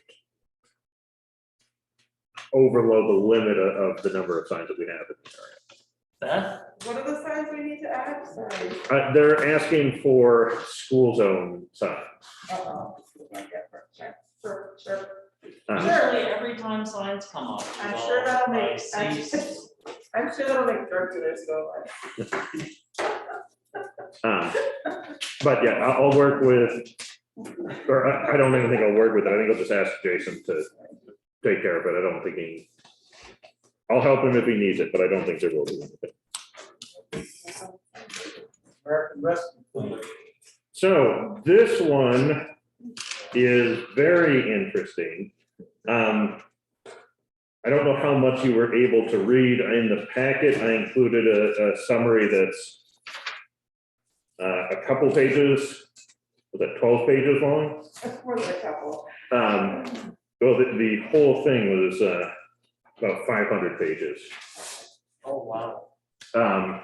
And the link that's in here is to another summary that's 50 pages. I did read the 50-page one. I did not read the 500-page one. I think documents that big, like, there is not that much relevant information. No, and really there are a couple sentences that are particularly relevant to us right now that I want to bring up. And that is under lost revenue. they finalized the rule for using ARPA funds. Does anybody have any questions about ARPA funds before I just launch into it? Nope. Okay. The rules on how to use the ARPA funds, they've issued the final ruling. One of the parts of the final ruling is how to handle lost revenue. And the final rule says that lost revenue, you can use two methods. One is a calculation based on a rate of growth, which is, 5% per year. So if you grew less than 5% each year, you can claim the difference in lost revenue. Or alternatively, you can claim up to $10 million as lost revenue. So we can claim all of our ARPA funds as lost revenue that we could have potentially grown enough, and we can bring them all in that way. If we do bring them in that way, they would become eligible for matching funds. So we could bring them in, and this now could be the transformative project that we hope for as matching funds to allow us to begin construction on the light industrial park. So this could be, okay, given what you just said, that ultimately means that we could really spend the funds however we see fit. Yes. That's a better, and thank you, I'm getting ahead of myself. We'd be able to bring them in as general revenue, so we can spend them any way we see fit. I recommend that we still regard them as funds for the purpose of a transformative project, especially related to economic development, which is how the American Rescue Plan, that was how it was sold to us. When the federal government told us they were going to give all this money, they talked about, this is a transformative project for your community, and there's all these things you can do with it. And then we were really concerned for a while because it looked like we couldn't use it for matching funds. So how far we could go with the money looked really limited. But if we can use them for matching funds, that opens up a lot of doors for us. Well, we could hire a full-time economic developer We could, for, 8 years. yes. yeah, we could invest them. Temporary, full-time. That's just a number of They're gonna finish by 2026, right? Yes, I think that's the final date. We have to have them, I think we have to have them all committed by the end of 2024 and spent by 2026. So a 3-year economic developer with matching grant funds. Yep. Still available. Yeah, All beyond us. We're still citizens. True. um, Had to make a decision. Another project for us for February, I still think it would be worthwhile for us to have a discussion with, VLCT has an ARPA coordinator. And I'd like to bring them in still for a discussion on all this. Sure. Because again, we have the money already. They gave all the money out. Did we receive all of it? I thought we got half of it, I think you're right, but we will receive the other half. yeah, sometime this year. Yeah, and regardless of what we do with it, so that the presumption is on us that we'll be spending it correctly, which is good and bad. It opens up that we have a lot of freedom and we can act very quickly. It also opens up pitfalls for if we do something incorrectly, we have to reimburse the federal government for any funds that aren't spent correctly. So I would still like to bring in somebody who's more well-versed in ARPA to discuss things with us before we make any commitments. And we're something north of the half million. In the end, yeah. Wow. Yeah, that's a lot of money, and it like fits nicely into all the things we're talking about. Yeah, I think it's a great opportunity for us to, again, if we can use these as matching funds for an economic development coordinator, this can be a very transformative project and source. Brian, you made a whole bunch of if statements. It sounds, and the way I interpreted what you said, and make it because it is what you said. We do fall into the category from how you see where we fall. We do fall into the category of those funds are available fully, like, The other, you know, there's a formula option, but the other option is up to $10 million. And that doesn't seem, as I understand it, that does not seem to be connected to the size of your budget. That is just up to $10 million can be claimed as lost revenue. can you do me a favor? I know, right? It does. Yeah, can you do me a favor and before the ARPA person comes to talk to us, which I would love to hear. Yeah. Before that, just outline, like, forget all these documents, just outline like a one-liner or a two-liner per potential option. And which ones, only other things that seem to be applicable to us. Sure. That way, like, I just want to have a quick reference when we talk about this every time. I'll have that for us before our, well, definitely before our joint meeting, so that if there's anything there we want to discuss with the village, we can. It'd be awesome. You know, 'cause it might impact our discussion about economic development.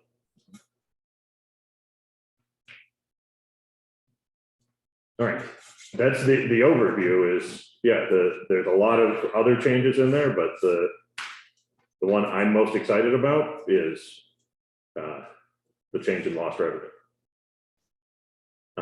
And forget about, like, when I say the 1 to 2 liner right away, forget about the way we could use it. I just want to understand what we're eligible for and what the restrictions of that eligibility are.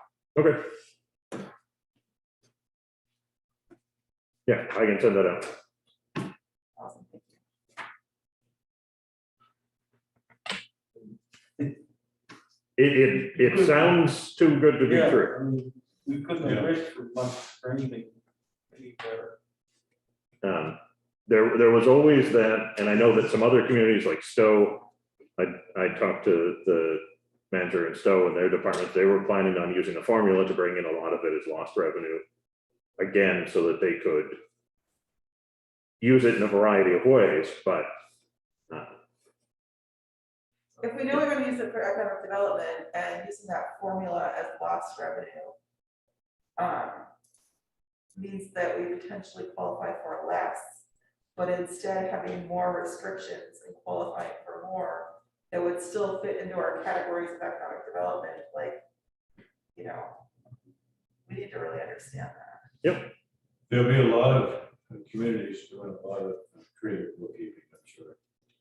Well, with setting the limit at $10 million, I think a lot of communities are not going to get creative with it. They're just going to, Yeah, Vermont, you know, you know, say, Our whole budget, 3 million, we didn't lose 10 million. That would be years and years. well, it's for your ARPA fund. So we're $500,000. A lot of communities, their entire fund will be less than $10 million. I mean, I think to show lost revenue, like, if you look at our taxes coming in, we're pretty much on par with most years. Yep. Maybe some amount of growth we lost, but you know, that's pennies compared to this. Yeah. We couldn't justify much from lost revenue. The village might be able to because of their electric department, the water departments, they may have lost, you know, revenue, but for us. That lost revenue formula was always going to be interesting for us, but I didn't anticipate it being able to bring in the whole fund. But I thought it might bring in enough to be eligible for something. But if we can bring the whole thing in, that'll make a huge difference. So, yeah, that came out last week. That is very interesting. Next board meeting, we'll have the bomb. I think, unless you got anything else on that. No, I'm all good with that. That was a big news. That Now is you exciting. talk about do it properly. That's a good lead. Good leading. So, yeah, it's been a newspaper story, there's been some discussion, recently, and every time somebody kind of tells it, there are a few more facts that get kind of distorted along the way in terms of what was promised away and what, decided to do back then. So I've gone back and, through some meeting minutes and through some the studies that were done, through the other study, Yellowwood study in particular. So look at the history of the project, and kind of how we got to this point in time for the property. It's a 2-page that I've put together so far. It's a 2-page write-up. Why do they want to bring this up? Just that you. Just want to put it in town report. I would like to put it in the town report. I don't want to have to I don't want it to be on behalf of the select board. I don't want everybody to have to sign on. But, I guess I wanted folks to be aware that I'm doing that.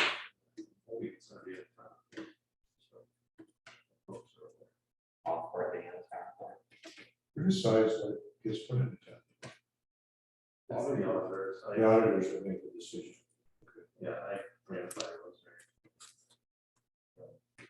I think there's a reason I wanted to look at this particular. You want to ask more questions on it? Funding opportunities? No, but anyway, there's. Promises to the voters. What's that? Promises? Is that what you're talking about? No. We didn't promise a thing to the voters when we decided to buy it.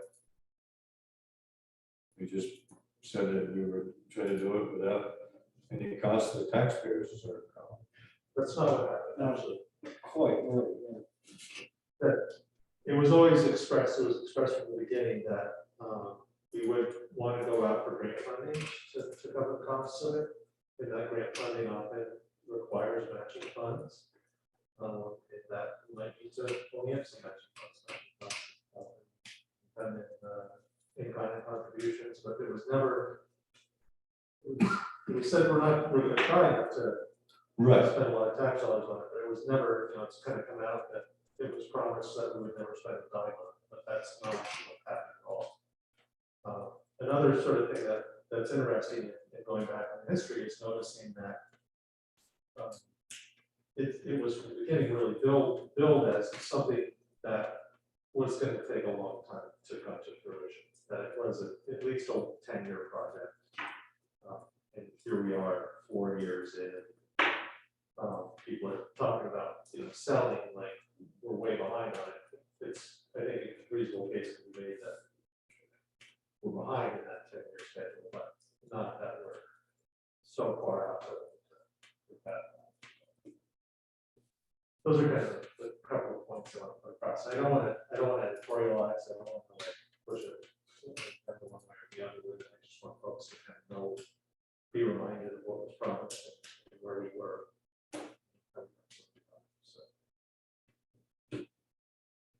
I'm sure there's a reason I want to do that. So if you think of it, we can come back. Thank you. The MOU. Do it. Well, possible. Possibly, so.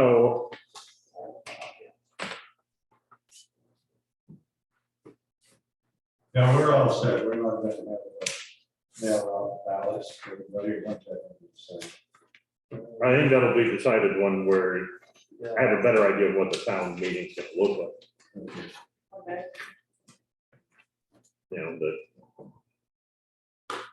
The warrant, like that warrants some other discussion if we have to change formulas. So this is a presentation from the village, right? Yes, we've received, and you got it by email and you got it in front of you now. A memorandum of understanding between the town and village of Johnson, responsibility for jointly owned buildings.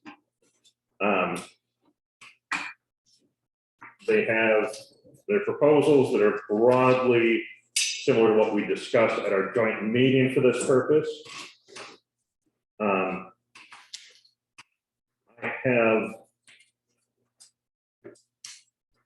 have some thoughts and things that we might want to discuss about jointly owned property, but it's kind of up to the board if you feel that a deeper discussion on this. If you take the old mill house out of the MOU, everything else, at least in my mind, is conceptually, it was conceptually agreed with the trustee. Does anyone disagree with that? No, but I would add, this talks about in each building category, decisions on building maintenance and improvements will only require the affirmative vote of the select board or the village trustees or both. I would add maintenance improvements, usage, decisions around usage. Would be, also on the party that is paying the bills. So for instance, their intent is for Troy's office to move out of the mill house. Well, if we're gonna be paying for, that building 100%, then we should be 100% in charge of how the building gets used. So add usage to each of these lines about decisions on building maintenance, improvements and usage will require. Yeah. And then make it appropriate to each building. The other thing I'm interested in fleshing out, and maybe this requires an attorney, is environmental remediation. That if one party does some sort of environmental damage or discover some sort of environmental problem with their property, is the other party responsible for it? Or is it because it's the village garage, and they put this, there was a spill or something? Is that completely on the village, or do we share some responsibility for that and vice versa? I think that's a really good point, and I think that's a little bit more advanced than this document goes. If we're really, I don't want to say that we need to involve an attorney in this, but if it's really going to hold water about protecting us from liability, I think I would want it reviewed by an attorney. I just think if they're going to be putting a lot of, I don't know how much money it's going to cost them for this village garage, but that's a big project. Yeah. There's a lot of potential for things to happen there that would need to be liable for a decision that another board made. I agree. I think we should have liability and insurance coverage clearly outlined, and I do think it should get legal. Yeah, I think this is a pretty good outline for kind of getting it in writing of how things are today, but it doesn't really do anything for us other than put in writing what our practice is. Yeah. Which is something, but yeah, I hear you that we want more. Beth mentioned insurance. If I understand it, so it's all the same insurance. And how do they must. It's like the buildings over there, the Tater property, are they split 50-50 all of them? No, it's by building. Okay, so the So village garage, only the village is paying that. Yeah. Insurance, okay. Yeah, Oh, so we from a don't. liability perspective, that's already broken out. We're not protected in any meaningful way for anything that happened at the village property. If it was claimed to involve us, but we don't have it. The village garage is not covered on our liability insurance. The village garage is covered on their liability insurance. Yeah, could there be a claim whether somebody? Because we're a half owner. Yeah, Somebody could sue the town and village. Yeah, somebody injured at the village garage And we get claims that could claim that the town had some responsibility for it. Sure. And vice versa. But maybe we would be covered for that. We just wouldn't be able to recover we wouldn't be able to recover damages to village property. You know, to the village garage. So I agree with that's liability, there's lots of different types of liability, but insurance and liability often go hand in hand on big things, they have to go hand in hand. Yeah, And I do think, like, I wanna make sure we're good. I think this needs to go before our attorney, because we don't know what we might be exposed to. yeah. Yeah, I think you're right. I think that it is definitely more complicated than that. This is the beginning of this whole process, what we discussed here. Yes, The old mill house, the town will be responsible, 100% responsible for the maintenance and improvement of the old mill house. Decisions on the building maintenance and improvement will only require the affirmative vote of the town select board. Now, we need ownership of this property. Yes. Because, as we all know, the board could change. We could spend a lot of money in fixing it up, and then all of a sudden they say, you know, you have no agreement, you don't own that property.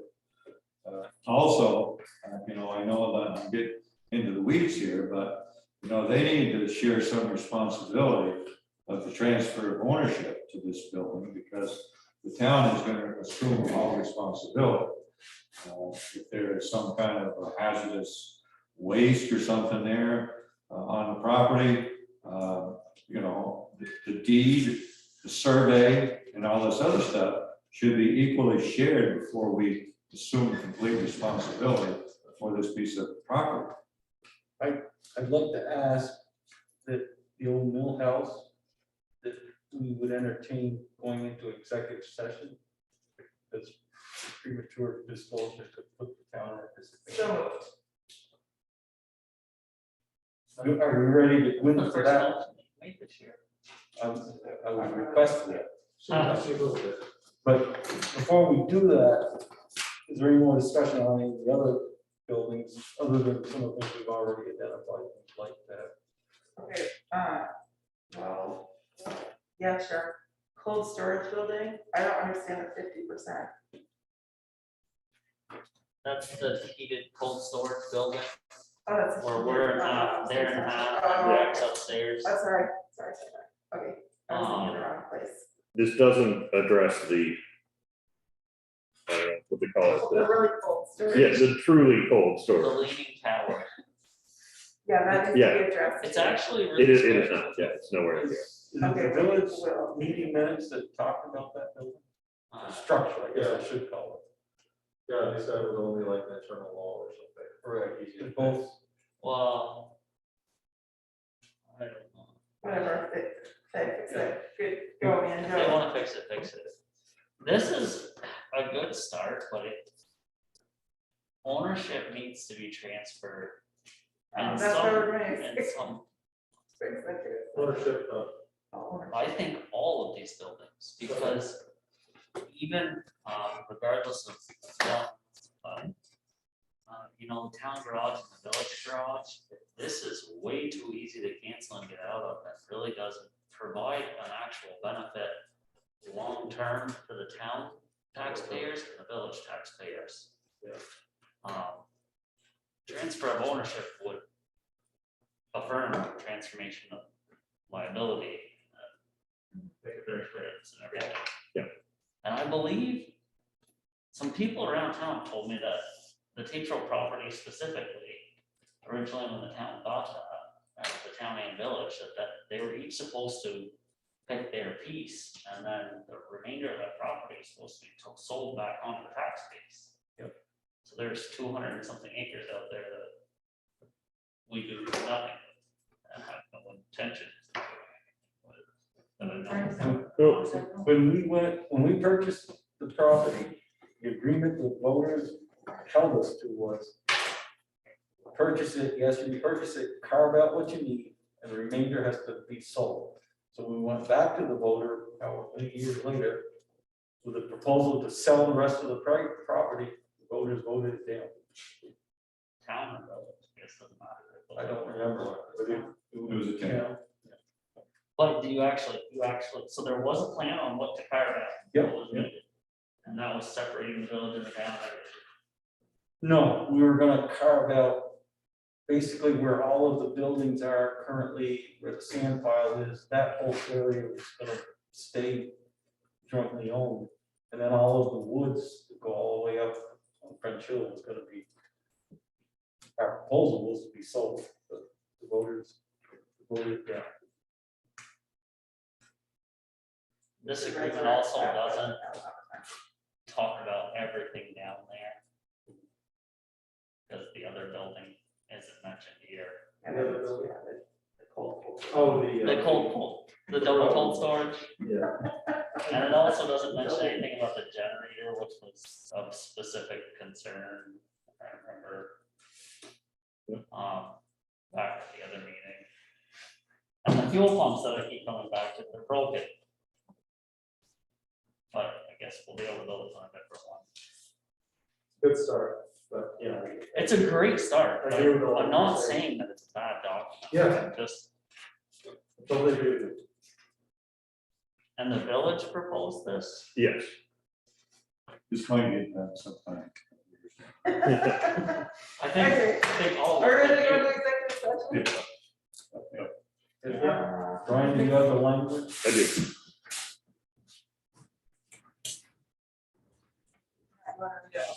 All of the humans, not This will be the 20th year, you'll be all gray hairs. You know where it will be. Yeah. In the grave. This is, oh, sorry. I move that premature disclosure of the details of the town's position on the future disposition of the old mill house will be damaging to the town's ability to negotiate. All in one swoop? That's the first Two one. motions. It's two motions. That's the first one, Second. motion and second, any discussion? None, all those in favor, signify by saying aye. Aye. Those opposed? Therefore, I move to enter into executive session to discuss the responsibilities of shared municipal buildings as allowed by 1 VSA 313A1. Sorry. Have a motion and second, any discussion? Seeing none, you're looking, all those in favor, signify by saying aye. Opposed? So we're in executive session, 9:42. We probably should have done that instead of running it out. Recording stopped. And, I don't know. Can you come back to those fuel pumps? They drive me nuts.